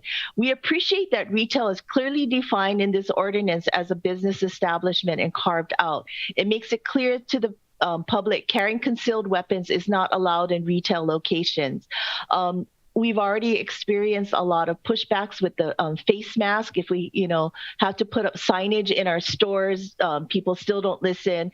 But if every retail store is not allowed to have concealed weapons, it'll be a lot easier. On a daily basis, retailers continue to be hit hard by thieves who are trying to fight back with our employees or some good Samaritan when confronted. We are very much concerned that there is somebody who wants to be the hero and try and shoot somebody because of emotions and things like that. And we don't want to have our customers or even our employees shot by error. We want to be sure everybody coming into our stores feels safe, including not only our customers, but also our employees. Because without shoppers, there's not going to be any retail brick and mortar. And if there's no brick and mortar stores, there's going to be a lot of people without work. We would also like to point out that on any given day, there are a large public gathering of shoppers, not only at retail stores, but in shopping malls themselves. Active shooters are prevalent in malls across America. In 2022, there were 13 active shooter incidents. We don't want someone to think that they're going to be the hero, go viral on social media trying to take down the active shooter or be like that person who did take down an active shooter. We also know that during that time, a lot of people are not firearms experts. They don't go to the gun range every day. We also know that your adrenaline is up split second to decide on things. And we don't want to see anybody who's innocent shot, whether it's a customer or an employee. And unlike video games, there's no reset or do-over if somebody is shot. So again, we thank you for this. Mahalo. Thank you so much, members. Any questions for Ms. Yamaki? Seeing none, thank you. Next, we have Michael Rice, followed by Michael Scully, and then Lori Fujimoto. Well, Michael Rice, testifying in opposition against this bill, Bill 57. First of all, I'd like to answer Councilman Tupai's question you had earlier, yes, I will be suing should this bill pass. There will also be many other mainland groups who will be suing should this bill come to pass. National Association for Gun Rights, Gun Owners of America, Firearms Policy Coalition, more than likely the NRA, although they're questionable, as well as many others. And as has been stated before, they are winning hands down at the moment. Now, I'd like to clear up a few misconceptions that seem to be about this bill. If you're a business owner, you can already decide that you do not want guns on your business. You can put up a sign that says no guns. And if you see somebody with a gun, you call the police, have them trespassed. If they make a big stink about it, like people did with masks, they're more than likely going to lose their gun rights, frankly speaking, just for being stupid like that. Now, as it does on the concealed carry card, it does not say license to kill. It does not say I can be an asshole. As somebody mentioned, gun on, ego off. If I so much as do this in public and my life is not in danger, then I'm probably going to jail and I'm more than likely going to lose my gun and my license. If, I do anything untowards, like if I went into Mr. Costa's shop and just pulled out my gun and shot her because I don't like her for whatever reason, I'm going to jail for murder. The Second Amendment does not allow me to be a murderer. That is why that is those sensible limitations. I'd also like to bring up a little bit of a story now. About 3 weeks ago, I was traveling with my firearm to a gun range in order to train to get my concealed carry permit. Now, on the way there, I was on the road for about 2 hours, and I had to use the bathroom.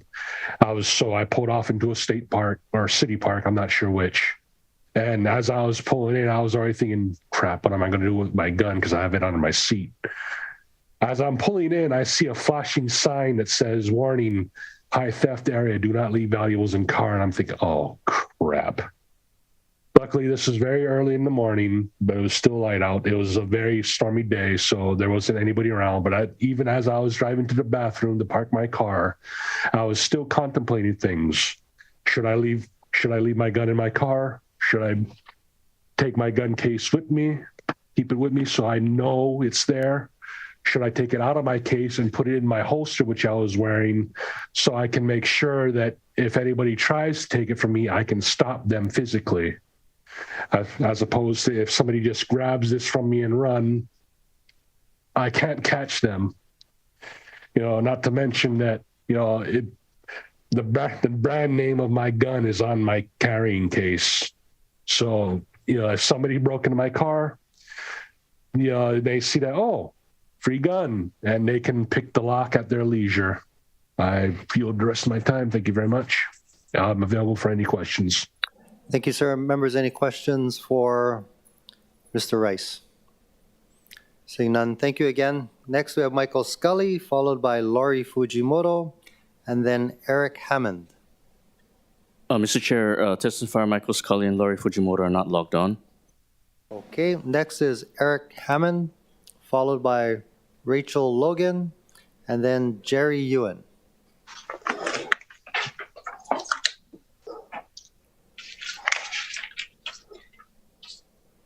Hello. Aloha. Hello, please proceed. Okay, thank you. My name is Eric Kamen, and I am in strong opposition to this bill.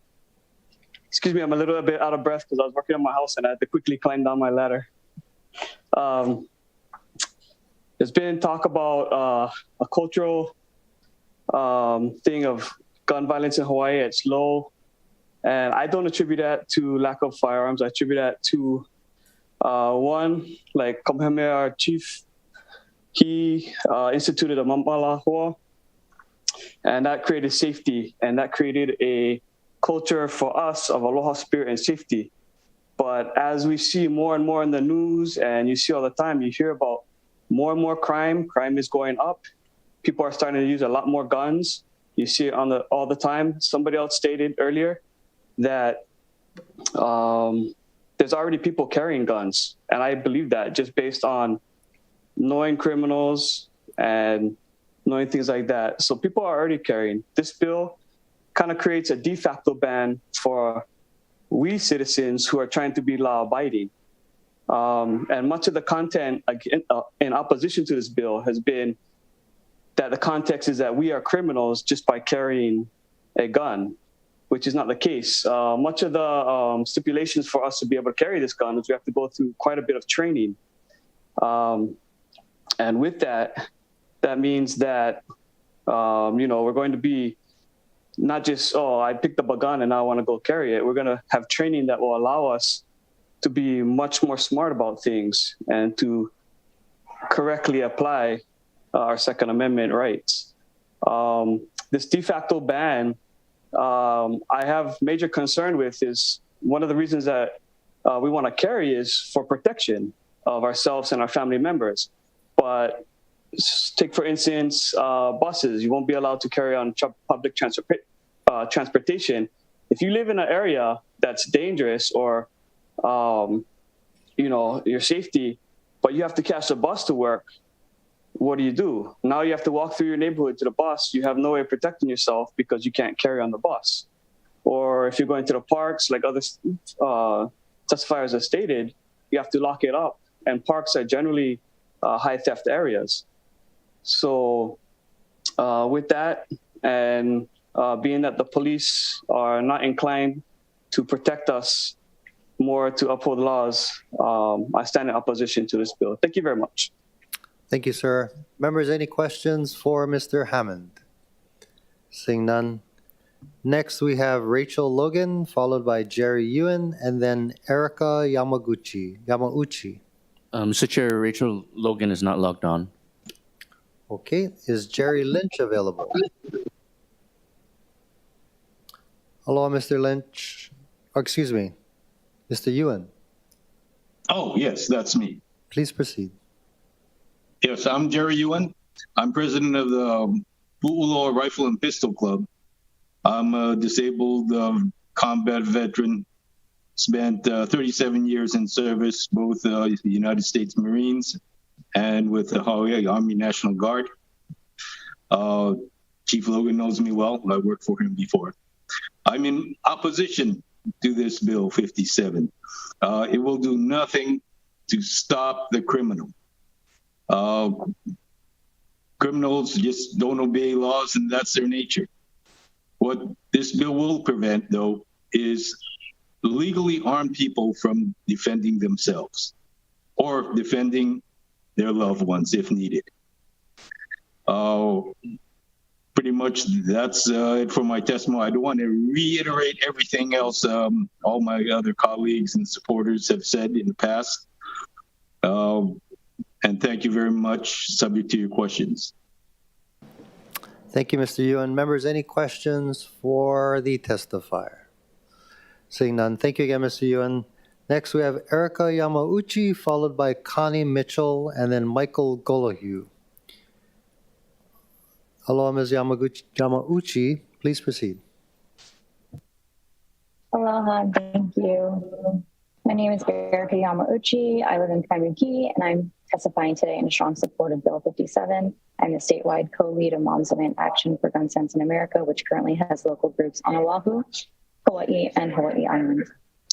Guns don't belong in schools, parks, or other places where people gather and children play, but without this ordinance, that's exactly what will happen. We've already seen this take place on Hawaii Island, where their city council has left it up to each individual park, playground, and school to decide whether firearms are allowed or not allowed, which will only lead to confusion and negative interactions among public workers and community members.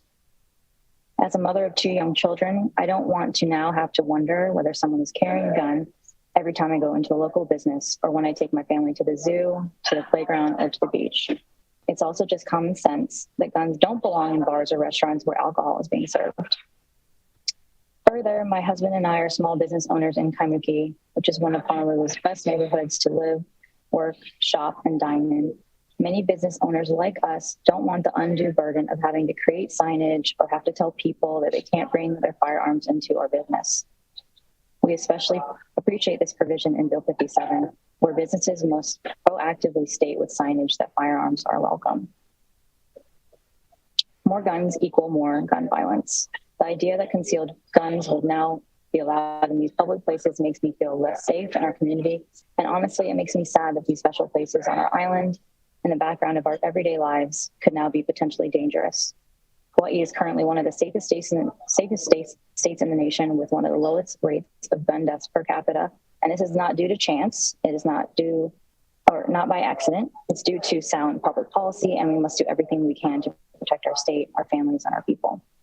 I appreciate Mayor Blangiardi proposing this common sense ordinance and hope that the council will pass it quickly, as the new HPD rules are already in effect, with potentially hundreds of public carry permits being approved very soon.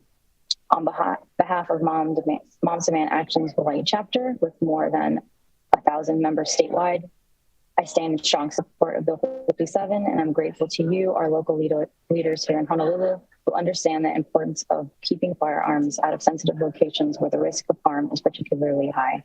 We hope this ordinance passes and that the legislature will also follow the City and County of Honolulu's lead by passing statewide legislation to address this pressing issue. Thank you for the opportunity to testify. Thank you, Ms. Yamauchi. Members, any questions for the testifier? Seeing none, thank you. Next, we have Connie Mitchell, followed by Michael Golohue and Paul Kudal.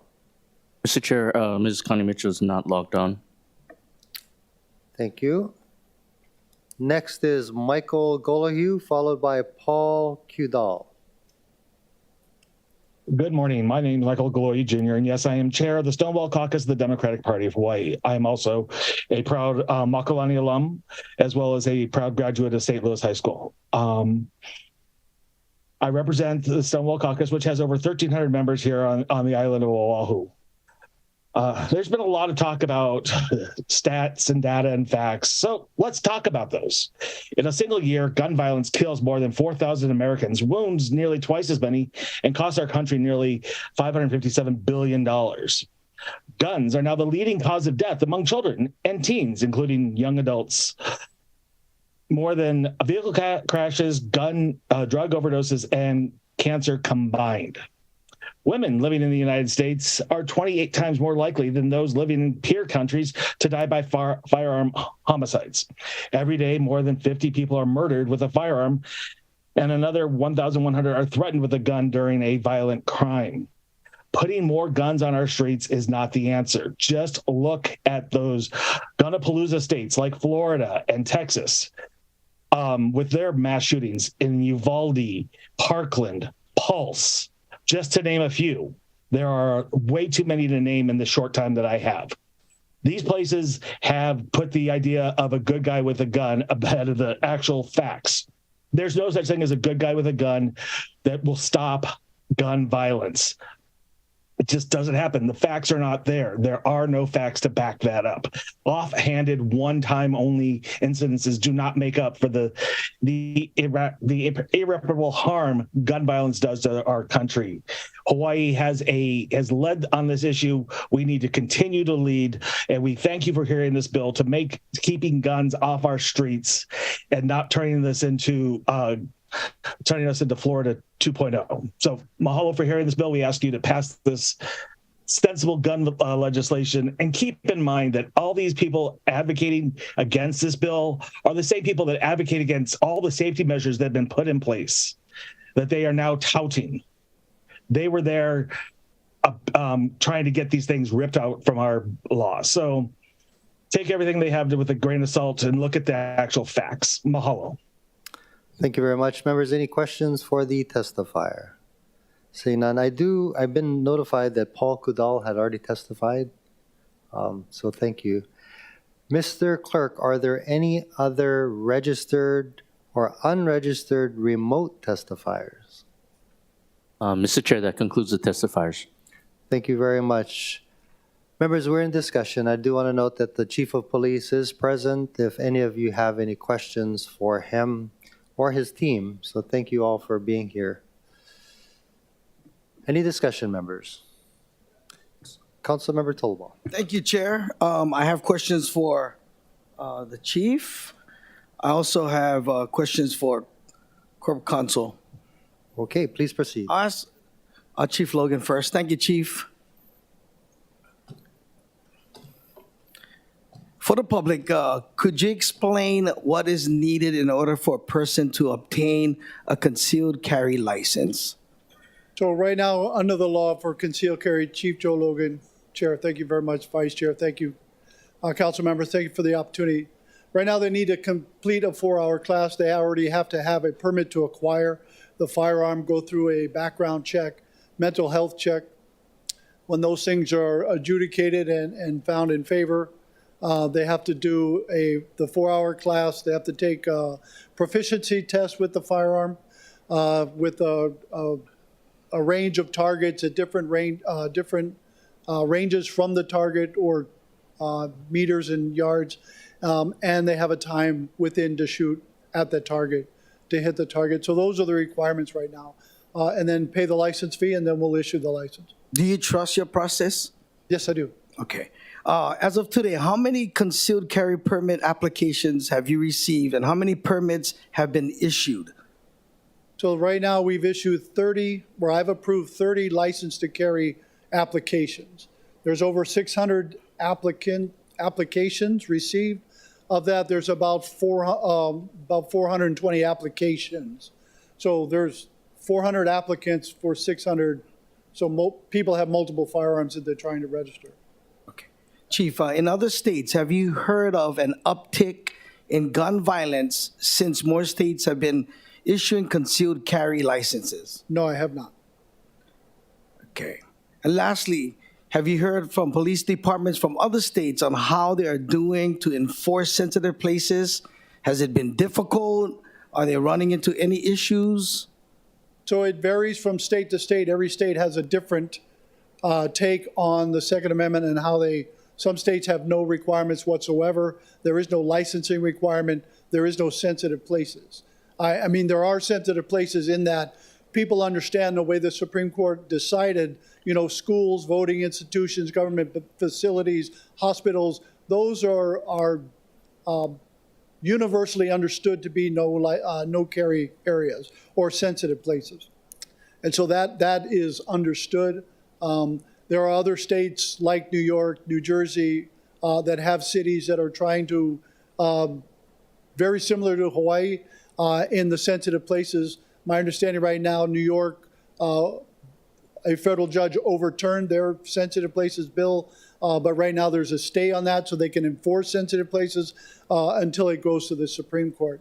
New Jersey, they got overturned.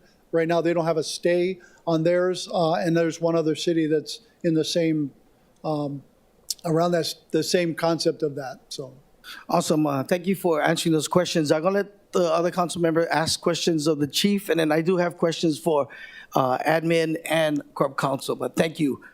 If I may say that as police chief, we do support the intent of this bill. There are some concerns we have with enforcement, but by and large, we absolutely support the bill in the way it's written. So, yes.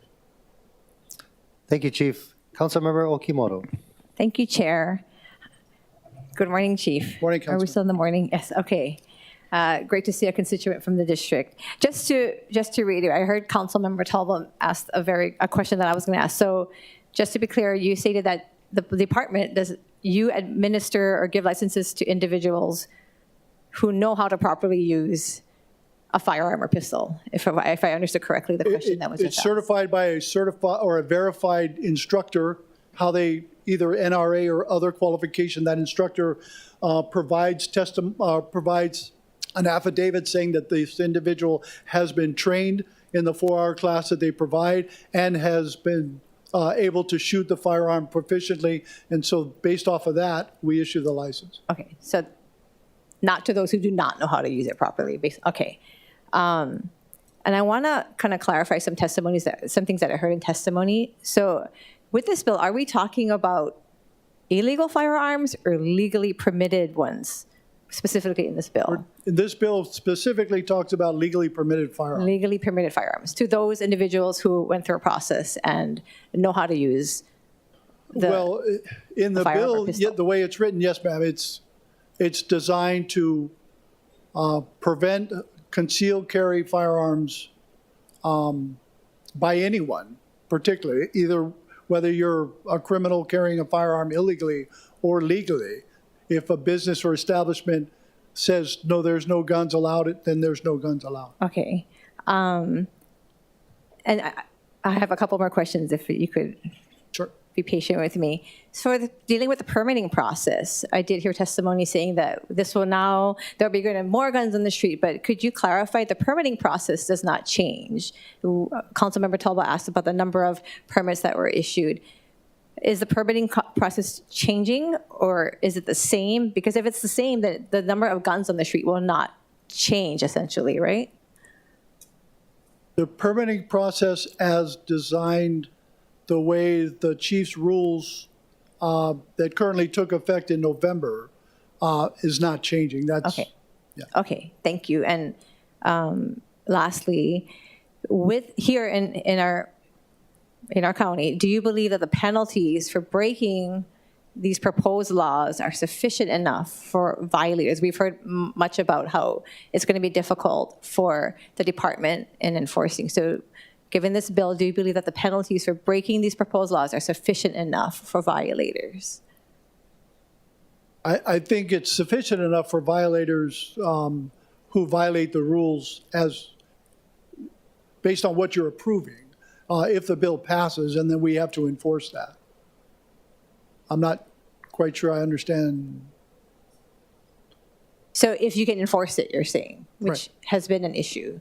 Well, the enforcement is if we say blanket, everything is off limits or is a sensitive place, or given business establishments and other things are sensitive places, therefore no signage is required. But that's not the way law enforcement kind of looks at when we enforce like trespassing. Trespassing, there's a sign that says no trespassing. So to say something is authorized, and then we have to, as officers, come in, is there a sign saying you can or cannot, then it makes it difficult to try to understand the situation as we see it until we have to interview and talk to a lot of different people to get to where the can you or can you not carry. So if businesses have the right to say no guns allowed, then just put the sign up. I understand, the business community with masks and everything else, and the fight that was going on with that, pardon my term fight, but the discussions that were going on with that. So to us from a law enforcement experience, we're just used to a sign that says you cannot, then we can enforce that through the regulations the way we see it. But either way, we'll be able to enforce it. Just from us, from a logical standpoint, it makes sense to say, no, you can't do it. Here's the sign that says no. That way we know the ordinance, we know the sign, and our officers have a time to, probably an easier time to understand and enforce that from their perspective. Thank you, Chief. Thank you, Chair. Thank you. Members, any further questions for Chief Logan? Chair. Oh, Councilmember Tupola, please proceed. Thank you. Thank you, Chief, for being here. I know that you have a lot of things to do. We appreciate your time. We appreciate you bringing your administration here. And we appreciate all that you do to serve our community and the county of Honolulu. Thank you. I appreciate that. I guess just to clarify with the signage, and then I'll ask my other questions. Thank you, Councilmember Okimoto, for leading that, because I've already seen signs up. So I got an MRI at Kaiser, and they have a sign up on their buildings already, and it's tasteful, it's clear, it's not really hard to see, but it's not hidden either, right as you walk in. So would there be confusion if some people did have signs and others didn't? Are you saying that you would have to interview and try to figure that out? Could you clarify that? If there was some people that wanted to put the prohibition sign? Well, so the argument's either way. So you could say everything's off limits, you have to put up a sign saying yes you can, or you could say everything is yes you can, then you have to put up a sign saying no you can't, right? So for us right now, logically, the way the law enforcement looks at everything is we have more signs that say no you can't do this. The laws are written so you can't speed, you can't do these types of crimes, and so for us it's there's a sign that says we can't do it. That makes more logical sense to us from an enforcement standpoint than to go into an establishment where everything is off limits unless there's expressed consent that says you can. Now I've got to decide, okay, who gave that express consent? Where did it come from? From the landowner, from the business owner, from the person in the store? And so we have to figure that piece out, right? And if there's just a sign up that says no guns allowed, I can see that. If you have a sign up that says guns are allowed, we can see that. So signage to us is important. Either way, I think a sign is more important to us than say everything is off limits unless you have a sign. Let's have signs that say either way so we understand. Thank you. Understood. And I did try to address that in the CD1 I proposed, whether signage for or against, what does it look like? What is the size? Where is it placed? And this was for ease in enforcement. Yes. My follow-up question was, the first sensitive place in the current proposed bill says all areas within or on city-owned or controlled buildings or offices. And it has a few places excluded. Does the chief of police and all officers know where all the city-owned controlled buildings are? No, I don't. I know we don't. So I did ask the admin that question, and I'll try to follow it up in the committee hearing. But it's of concern to me because there are no clear markings, and there are some buildings that are city operations, but we're leasing it, in which that also would be included. But who knows which buildings those are, and how will it be enforced? Either from somebody who has a concealed carry, meaning that they themselves have to know whether or not they can enter, and then as well what an officer does. The other word that I wanted to ask you about was appurtenant. So throughout the document, the word appurtenant is used for parking lots, appurtenant areas to buildings. Does an officer know how to enforce that? Anything that is appurtenant to a building or parking lot? If they understand what the word means, yes, then they can enforce it. And I had to look it up in the dictionary to absolutely understand what that meant. But yeah. So in regards to that, I guess because I've never seen it in law, for me, especially because in areas where there is an entrance, then you know that from here it starts, right? An appurtenant area of a parking lot could merely be just going from a sidewalk to a parking lot. Could be, yes. Could be. Depends on what we're talking about. I guess the last question that I have is in regards to, because you went through an extensive outline from the previous questions about what the permitting process is it clear for the police to determine those who have a gun legally and those who don't have a gun legally? Because the comment was made that it's going to be hard for police to know the good guys from the bad guys. I'm not sure if it's a concealed carry individual that's standing in a public place, would we know whether they have a license to carry or not? We wouldn't.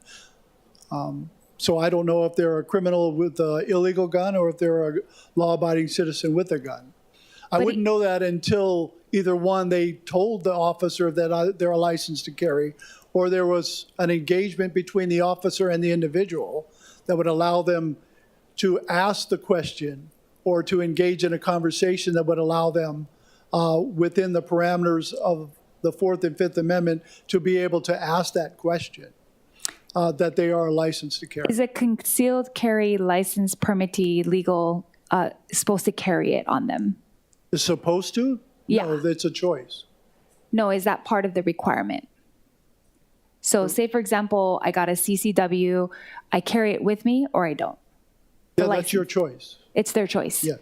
But not all concealed carry people would carry a gun all the time, no. Oh, true. Yeah. When they have it, though. Okay, that was my question, just because I feel like the process is clear on what needs to be done and what doesn't need to be done. So that part, I think, for legal permitted gun carriers is clear for them as well, because a lot of them have gone through a lot of time and effort to try to get themselves to that point. Thank you, Chief. Thank you, Chair. Thank you. Councilmember Wire. Thank you, Chair. And mahalo, Chief, for being here, all the work that you do. Thank you, I appreciate it. And I won't dive into, I know we talked at the last committee with Major that was here just about, I think how in a lot of ways enforcement similar to say trespassing, right? There still has to be an investigation. Yep. You have to find out who's able to consent, who's able to be the witness, who's able to do the statement, right? And so, but with that said, there's a whole lot of obligation on you folks. And so I appreciate the need to go through the nuance and to understand it. I specifically wanted to ask or dive into a little bit more specifically the training requirement for the permit or the permittees. So that's 4 hours of training they have to get licensed, or what is the training requirement for someone to get a concealed carry permit? So the license to carry permit, they would require 4 hours of classroom with a written test that covers such things as was testified earlier on laws and use of force, justification, and I believe HRS Chapter 703 and how that is. And then that Hawaii is not a stand your ground state. We are a retreat first state. And so what are the actions to defend yourself and how do you do that?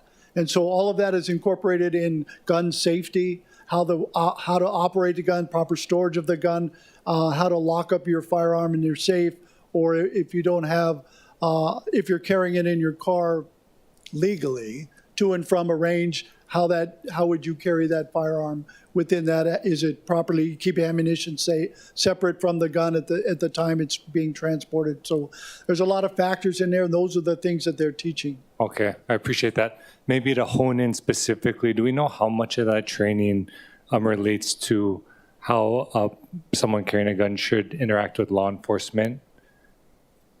It's not required right now for them to interact, but in conversations I've had with members of the Coalition for Firearms and the people that were testifying earlier,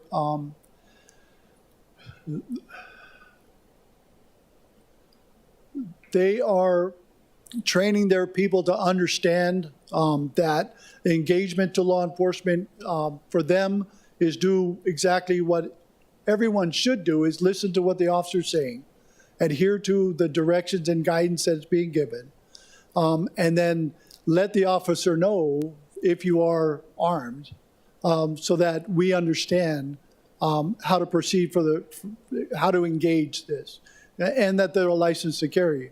Whether they're telling them that or not is not a requirement right now. I believe that's in the state legislature and the laws that they're passing through the state legislature now, is a duty to notify law enforcement that you're a licensed to carry person. So, but right now, they don't want to do anything to lose that license. So they want to ensure that their interactions with us, that there are, one, that they're safe, the officer is safe, and that they notify the officer what the situation is dealing with them. Okay. No, I appreciate that, because with all this great discussion going on, differences of opinions, we're definitely going to have a bill that results in more guns being out in the community in some form or another, right? And I think an issue that's just come up in talking with some of our law enforcement is making sure that the community knows, say they have to pull their firearm out and respond to a bad guy with a gun, what are the next steps, right? Reholstering, how do they respond? How do they show law enforcement that they are the good guy with the gun? Yeah. And I don't know if that means we need to be more specific at the state side with the training requirements, or what the city can do to ensure that that's the case. Because I know you folks are going to train the officers great. Yeah. And we want to make sure that everyone that's getting that permit also is cognizant of this is how we interact with law enforcement, so we're not ending up with, these.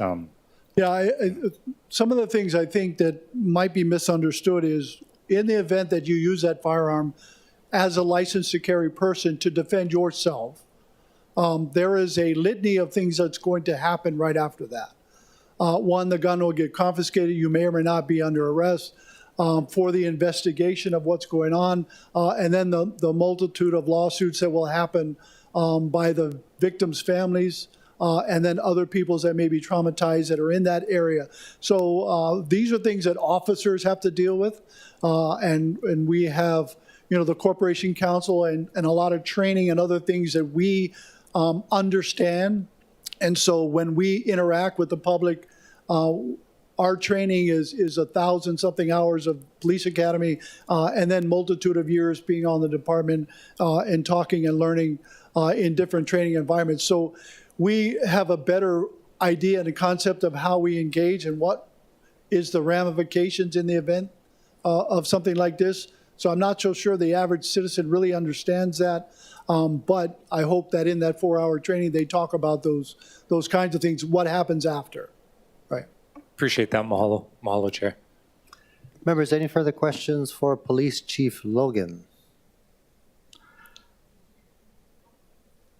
Of course, Councilmember Okimoto. Just a quick follow-up, Chief. So we talked about the permit process and the illegal versus the legal. Do you, and maybe this, I'm not sure if it's for your corp counsel later, but is there a way to get a number? I would like to know, in these violent crimes that were committed with guns, how many of these incidents were from people who were legally holding a gun, had a permit, versus had it illegally? Because I think there's a big difference between the two types of gun holders. Do you have that information, or is there someone, I'm not sure if it's you or a corp To the counsel, best that of could get my to me? knowledge, of the 30 individuals that have a license to carry, none of them have been arrested for committing a crime with a firearm. Thank you, Chief. Thank you, Chair. Thank you. I just have one quick question. I'm not sure if it's Yes, for you, Chair, Chief, or for Corporation Counsel, but I know HRS, and I don't have it in front of me. There's a law in the books called Place to Keep. Yes. So you're currently, if you don't have a concealed carry permit, you're supposed to put your firearm in a locked case and transport it in the trunk of your car. Yeah. Is that correct?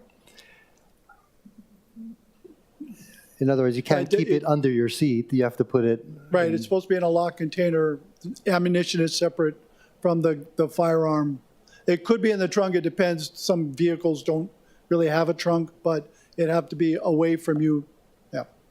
So with a person who has a permit to conceal and carry, are they now allowed to drive with the gun in their waistband or shoe or in the front seat of the car? If they're a concealed carry licensed person, Yes. yes, They're allowed to? yes. Okay, thank you very much.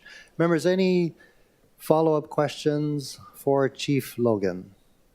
Seeing none, thank you so much. Thank you. I know Councilmember Tolwa had questions for Corporation Counsel. Yes, thank you, Chair. And thank you for being here. My question is, could you share with us what actions the federal courts have taken in regards to the court challenges to sensitive places legislation that have been enacted since the Buren case of June 2022? Specifically, what has been struck down or upheld preliminarily? Thank you, Councilmember. Good afternoon, Chair, Vice Chair, and members. Deputy Corporation Counsel Daniel Gluck. So the Chief actually gave a good explanation of the litigation that has happened since Bruin. Again, my understanding is that there's a case out of New York, there's one out of New Jersey, and I believe he's correct that there is a third case, although I don't recall where it's from. I'm sorry? Louisiana, perhaps. So I'm sorry, I don't have that offhand, but I will trust the Chief's word on this. The lists are slightly different in each of the two states as to what was upheld and what was not. Okay, so federal courts require that sensitive places legislation be based on historical precedent. What is the historical precedent for each of the proposed sensitive places listed on Bill 57, 2022? So thank you, Council Member. And I know you did ask that question in the last hearing as well. I would be more than happy to answer that. I think it would be more appropriate for an executive session because I'd be giving a legal analysis as to the strengths and weaknesses of the bill. Well, you hear testimonies, concerns. I think we should, kind of know where these sensitive places, like Chief Logan has said earlier, a lot of the police don't know where these sensitive places. So if your question again is to the historical support for each of the categories of sensitive places, again, I would be more than happy to do that, just only an executive session, Councilor. Okay.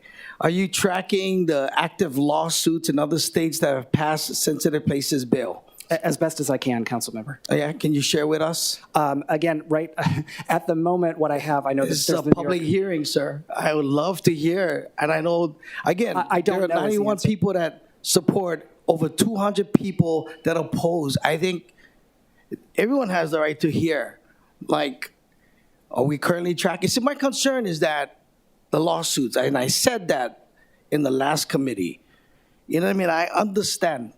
I personally am not going to get a gun, but I understand because it's unconstitutional and everyone has a right to defend themselves. So, are we currently tracking? And I want to know, in other states that have passed these places with bills. So right now, council member, I'm not aware of other litigation besides those three cases. There are a multitude of other lawsuits that have come out post-Bruin, and so there are a lot of different areas besides sensitive places that I'm trying to track as well. All right, isn't it true that courts have granted injunctions against legislation that has tried to sanction bars, parks, private commercial property, and places of worship and sensitive places? Parks, libraries, museum, bars, theaters, arenas, concert, private commercial businesses, injunctions granted against the state of New York in Coons versus Reynolds, places of worships, restaurants where alcohol is consumed, conference centers, banquet halls, places where individuals gather to exercise their First Amendment rights, injunctions granted against the state of New York in Anthony UK versus Hochul. So isn't it true that courts have granted injunctions against legislation? It is true that injunctions have been granted by 2 federal district courts. As you know, that's not the final word on the law. These cases are going to be coming up across the country and working their way up eventually to the U.S. Supreme Court. Hawaii is not bound by the decisions of the judges in New York or New Jersey. Okay. I just want to make sure that we're clear for the public. Thank you, sir. Appreciate it. Councilmember Wire. Thank you, Chair. Thank you, Corporation Counsel. Just a quick follow-up on that. So was Bruin unanimous opinion? No, it was not. Okay. Do you know what the split was? I believe it was 6-3. Okay. And then you mentioned, so district court, you said that those aren't binding decisions? That's correct. Okay, what does that mean? So if a lawsuit is brought in a federal court in Hawaii, that federal court is bound by rulings of the U.S. Supreme Court and also of the Federal Ninth Circuit Court of Appeals. Other court decisions may be interesting or maybe resources for the judges here, but they're not bound by those decisions. And actually, if I can back up for 1 second, you asked about the vote in the Supreme Court. It was 6-3, but there were several justices who had written separate concurrences specifically on the issue of sensitive places to ensure that those would be part of its ruling. Okay, appreciate that. And of the district courts that you're aware of, are any of those in the Ninth Circuit?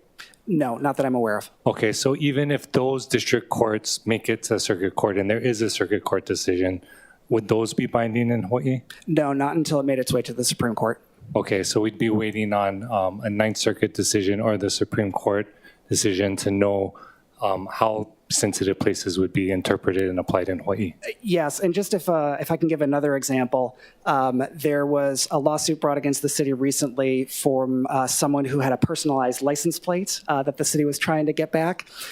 There were district court cases from other jurisdictions that our court here considered, but ultimately rejected, and again, went on his own in making his ruling. So they will consider other cases, but again, they are not bound by them. Okay, appreciate that. Mahalo. Thank you, Chair. Any further questions for Corporation Council members?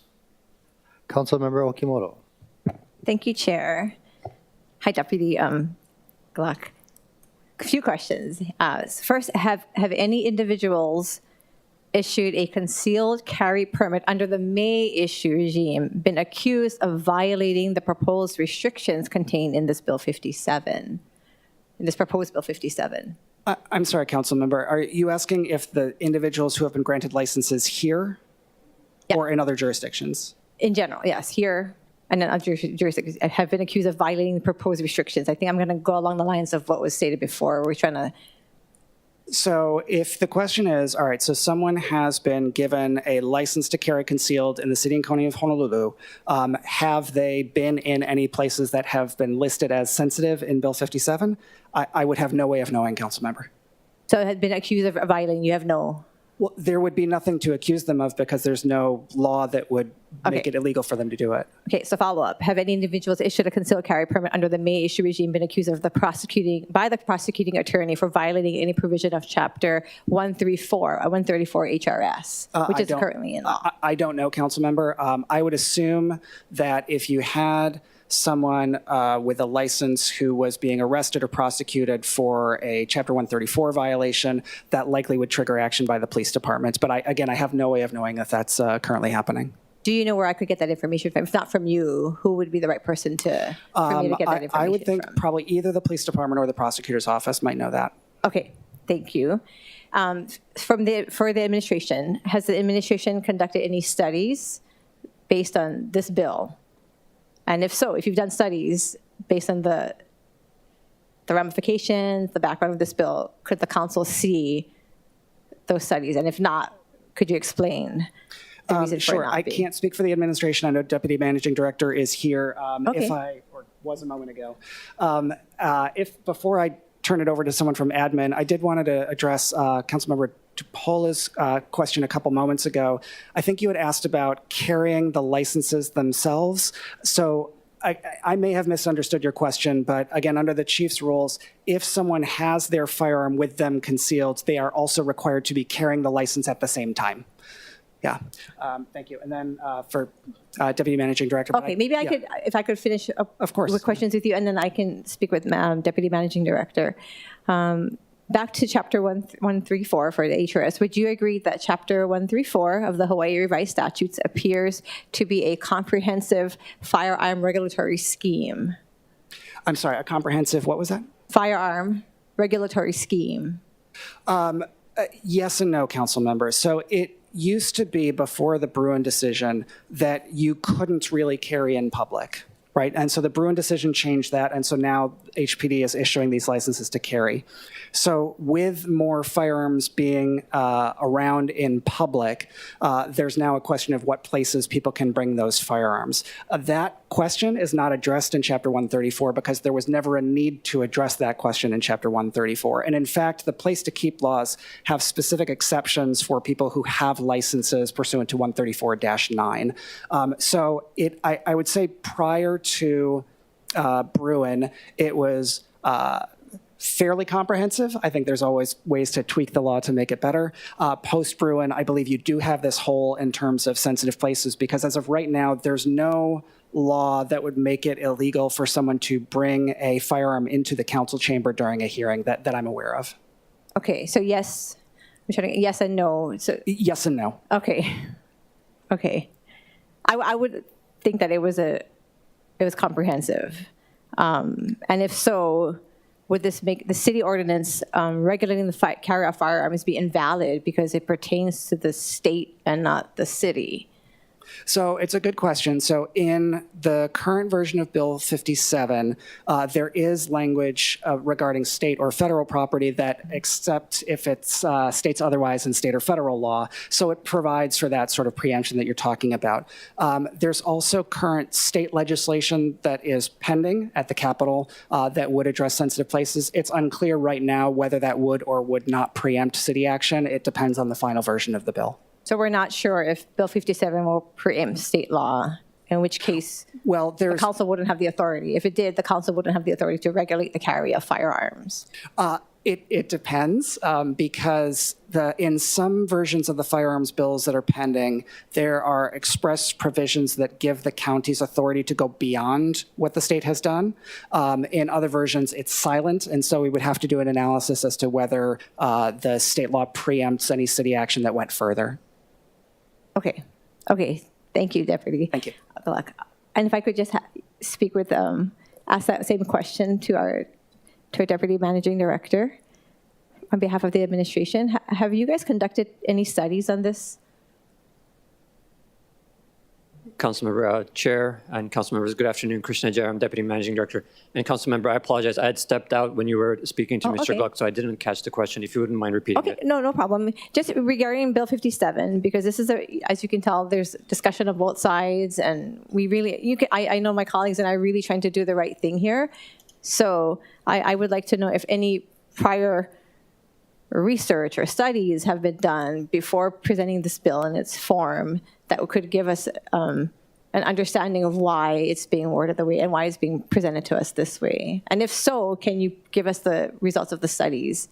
So thank you, Councilmember. I mean, I think there's two parts to this, basically. One is that it's very much a legally driven bill. The decision came out and we responded in terms of what we think is appropriate from a legal perspective.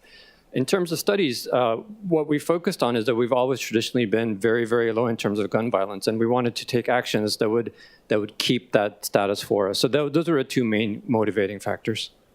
But no actual numbers, because I just asked Chief Logan a few minutes ago about, I wanted to understand the violent crimes that are being committed. Are they being committed by law-abiding licensed gun holders, or are they being committed by people who are obtaining these illegally, regardless of what the laws are? They're going to do what they're going to do and acquire the guns and commit the violent crime. So nothing has been done relating to that.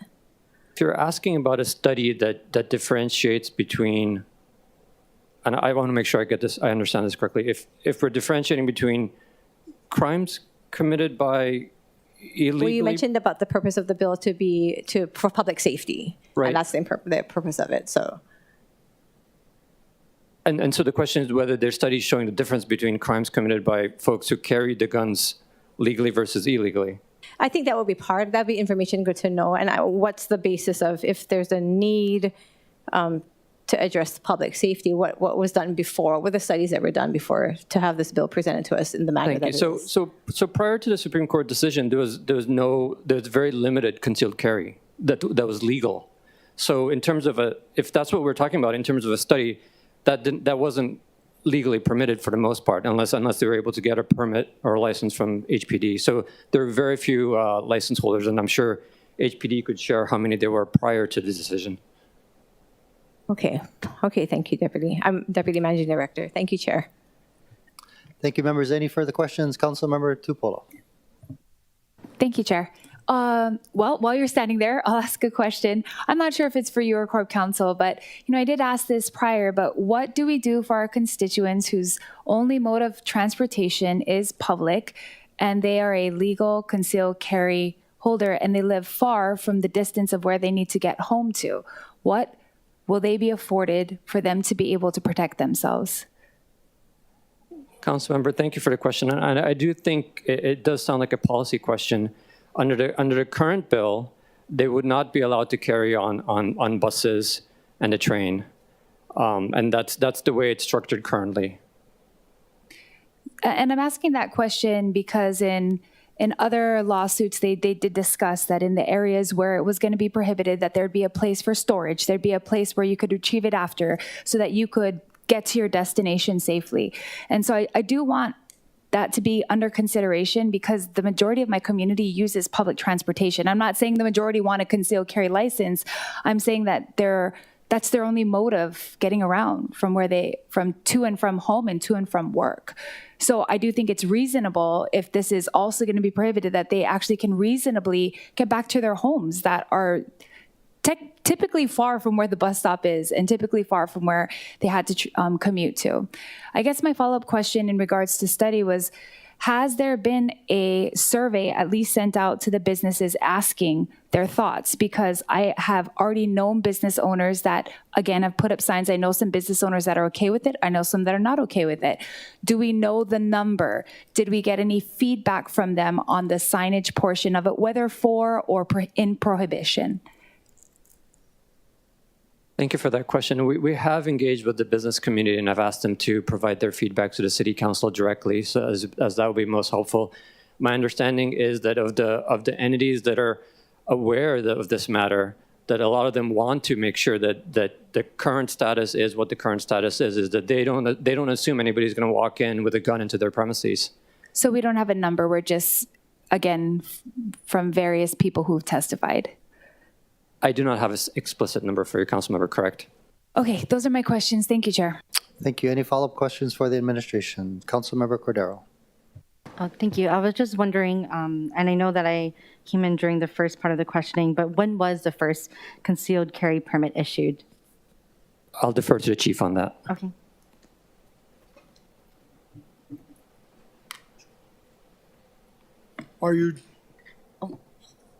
Are we talking about under the new rules for the chief, or are we talking about something that was signed under Chief Kiala in 1982? The new rules. The new. So towards the end of December, I think, was the first license to carry. Yeah. Of 2022 is the first. December 2022. Yes. Okay, thank you. Thank you. Any follow-up questions, members? I had a question since you're up, Chief.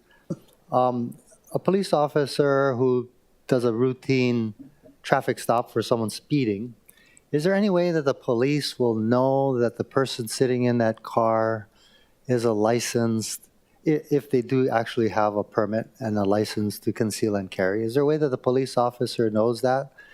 You know how when you run your the Initially, there plate. would not be, but let me have Major Trinidad explain from the Records Division. Okay, terrific. Thank you. Thank you, Hello. Chief.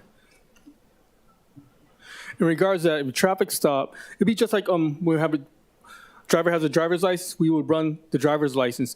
If in a traffic stop, the person does have a license to carry, in our system, it'll signal this person has a license to carry, and it'll state the name, add all the pertinent information, so the officer would know.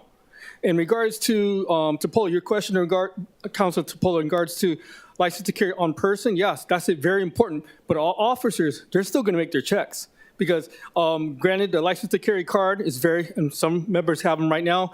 It looks very nice and everything, but everything can be duplicated. Our officers will always check.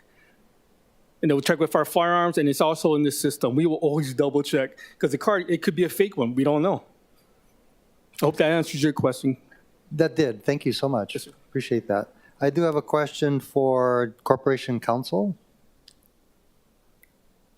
Is there any current law, statute, or ordinance in place currently prohibiting a licensed conceal and carry permit holder from carrying a firearm in public place today? Not that I'm aware of, Chair. Okay, so a current license holder can take a firearm to Ala Moana Shopping Center as a Yes, now example. it's private property and has been mentioned before. They have the right to prohibit it. It's just a question of how they're going to do it and the practicalities of that. You know, I'm an attorney, you're an attorney, we have a few attorneys here, where every time you go to circuit court, you go through the metal detector, and even the police officers are required to put their firearm in a locker that's just inside of the metal detector. Why is that? And why would, we just mentioned there are no laws on the books prohibiting Sure, that. and that may have been a little overbroad because, as you know, you can't take a gun on an airplane, you can't take a gun in secured areas of airports, and there are other places that they are restricted. So federal law would apply to the airport, obviously. Certainly. But circuit court, can a permit holder take his gun now to circuit court? I would guess no. I'm not sure of what the source of law would be for that, but I don't imagine the courts are going to be taking down their metal detectors anytime soon. Okay, just curious. Also, so is there anything stopping any business owner, private entity of any sort, putting up signs currently saying we don't allow guns in our place of business? Yes, there are federal restrictions on schools. Thank you, Chief. That prohibit carrying of guns in or around school zones. I think for private property, the issue is going to be, well, what happens if someone ignores the signs and brings the gun onto the property? Because they could be asked to leave under trespass law. But that's kind of the end of the line for it. You can ask the person to leave. If they don't, you can call the police and have them escorted out. But there are not necessarily criminal penalties unless the person's staying and refusing to leave or coming back repeatedly after being told they couldn't. So Bill 57 would add criminal penalties to someone bringing the gun on the property without having to go through that trespass route. Okay, and I think that's important to just highlight that if there aren't sensitive places outlined in the law with a criminal penalty, there really isn't a penalty. That's correct, Chair. Okay. Last question. Can the city, or even the chief of police for that matter, be held liable for issuing a conceal and carry permit if the license holder discharges the firearm and it injures or perhaps even kills someone? We being the deep pocket, right? Sure. I don't know that I can give you a thorough answer to that now, Chair. I think my general answer to questions like that is anyone can sue anyone else for anything. It's a question of whether they'd win, and I don't know under the hypothetical that you're proposing what the outcome would be. I just don't know. Okay, and honestly, I didn't think you would be able to answer that question, but as we both know, personal injury attorneys will often sue the entity that gave the permit. We get sued all the time for building permits that we've issued that may have been by mistake. But anyway, okay. Thank you so much. Any follow-up Thank you, Chair. questions, members? Seeing none, we're in discussion. Any further discussion? Seeing none, Mr. Clerk? Sorry, Chair. I'm sorry, Councilmember Kia Aina. Mahalo. I strongly support policies that advance gun safety and violence prevention as outlined in Bill 57. I've crafted a CD2, and I look forward to a robust conversation during the next committee hearing to further discuss what should be included to expand the list of sensitive places. Thank you. Thank you. Any further discussion? Councilmember Tupolo. Thank you, Chair. I'm still in opposition in Bill 57. I just wanted to outline a few points, and I do look forward to another conversation. In fact, with Chair and in the committee, I think we just started on it. I think I'm glad to hear other people are proposing amendments so that we can have a robust discussion on this. First, the definition of sensitive places remains too broad and undefined. Now, let me quote in the CD1 that I proposed. I did quote the actual Bruin case, which is 135 pages that I've actually read a couple times so that I would be versed in what was said by some, again, justices in support, some who are not, what their thoughts were, because it was actually very intriguing to hear some that were in support but not in support of other things. It says here that it is sensitive places where the carrying of firearms is prohibited are constitutionally permissible, and further notes that courts may determine those sensitive places by using analogy to historical regulations. So I'm in favor of sensitive places. It further went on to say that the Supreme Court recognizes limitations on governmental designations, stating there is no historical basis for New York to effectively declare the entire island of Manhattan a sensitive place, simply because it's crowded and generally protected by the New York Police Department. And expanding the category of sensitive places simply to all places of public congregation that are not isolated from law enforcement defines the category of sensitive places far too broadly. Therefore, we seek to narrowly define these sensitive areas within the city's jurisdiction. As was stated previously, every private institution is going to have the ability to prohibit it if they desire to do that. Now, how they do it is, I believe, what we need to delineate so that we're clear with what it looks like, whether against or for what they want to do, so that it is in congruence with all the other laws that we hope that people are upholding. Bill 220 on Hawaii Island was actually not signed by their mayor, and he said that the bill was confusing, extended the rights too far, appeared to violate federal law, and the article added that county leaders suggest future gun legislation should be enacted at the state level. Now, I don't know what county leaders these were. I didn't know if it was their island, our island, but I can say that SB 1230 is moving. So 1230 looks like the vehicle they're using. I did read through that bill as well. It covers all of our places and more. And so I do know that that's the vehicle that we should just be, aware of and we can tune into, because again, HRS 134 is where all the gun laws are housed currently. Concealed carry permits have already been issued in our county, and businesses are already putting up prohibition signs. Now, again, I do think that will all even itself out, because I think at the end of the day, people will start to do what they think is right and tasteful and pertinent for their business, and they're allowed to do that. So I think it'll start to roll out, because right now, like you said, it's actually allowed everywhere because there is no current law for the concealed carry in our state. I hope that in this next executive matter and legal affairs meeting that we can possibly take portions and see which parts of the recommended or proposed CD1s make sense.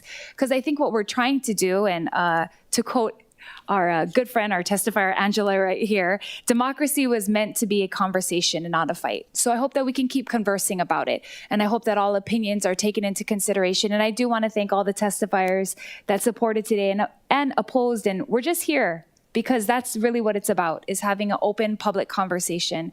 So I will be voting no for those reasons. Thank you, Chair. Thank you. Members, any further discussion? Councilmember Tolbaugh. Thank you, Chair. I too will be voting no. We heard a lot about Kuleana. We heard a lot about a lot of stuff today. Second Amendment gives individuals the right to defend themselves outside of their homes. And in this bill, it'll make it harder for law-abiding citizens who are licensed to exercise this constitutional right. Now, the language of the bill is also broad and confusing and makes it harder for law-abiding, again, let's say law-abiding permit holders to hold what spaces are sensitive places. The bill also goes beyond what the Supreme Court has said okay.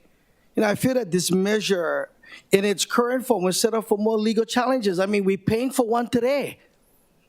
We're going to be voting on paying for one today. So we see it in every jurisdiction and that is acted provisions just like this in those measures. So I'm voting no. Thank you. Thank you. Members, any further discussion? Councilmember Okimoto. Thank you, Chair. I would like to thank you, Chair, once again for hearing this important measure and echo the appreciation for those who have sacrificed time out of your day and shared both support and opposition, because really the body is here to hear what the public has to say. Thank you for Chief Logan and the department, as well as Corp Counsel and Managing Director, Deputy Director for being here. I know that this is a very sensitive issue. However, hearing the issue and everything that we were able to discuss today, I will still, again, be voting in opposition. In my previous statement back in the EMLA committee, I acknowledged that the Supreme Court has included the recognition of sensitive places such as schools and government buildings where it is constitutionally permissible to prohibit or otherwise regulate the carry of firearms.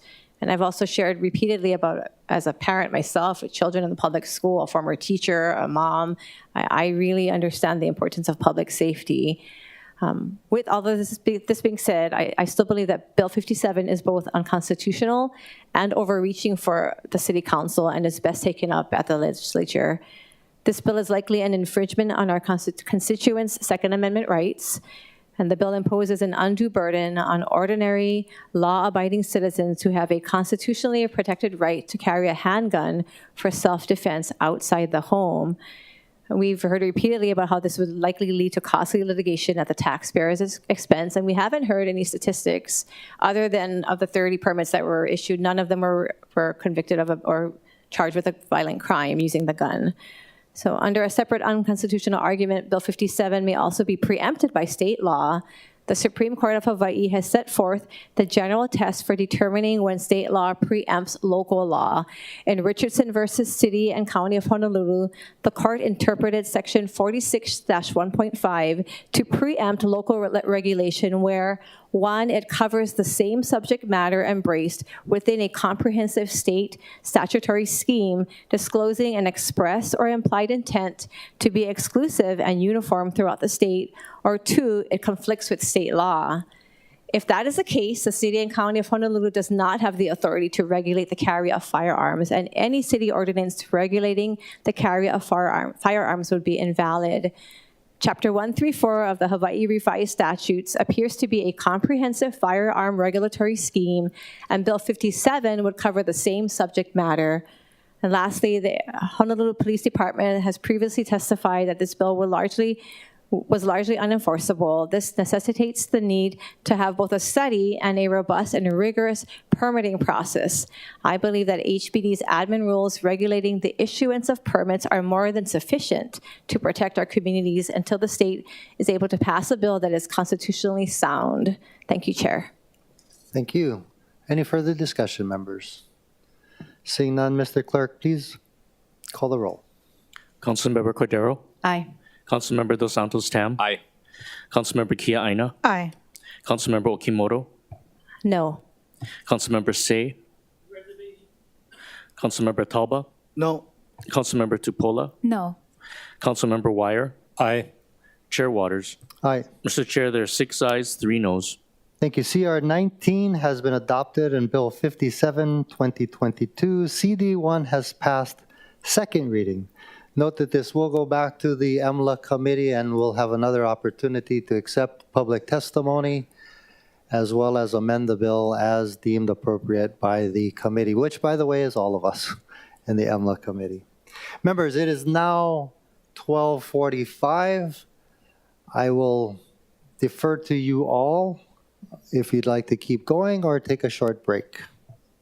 Break. Yes. If we could have a short break, we would appreciate it. Okay, everybody in agreement? Short break? When we say short, are we talking about a half hour? Okay, let's come back at 1:15. 1:15, we're in recess. Thank you.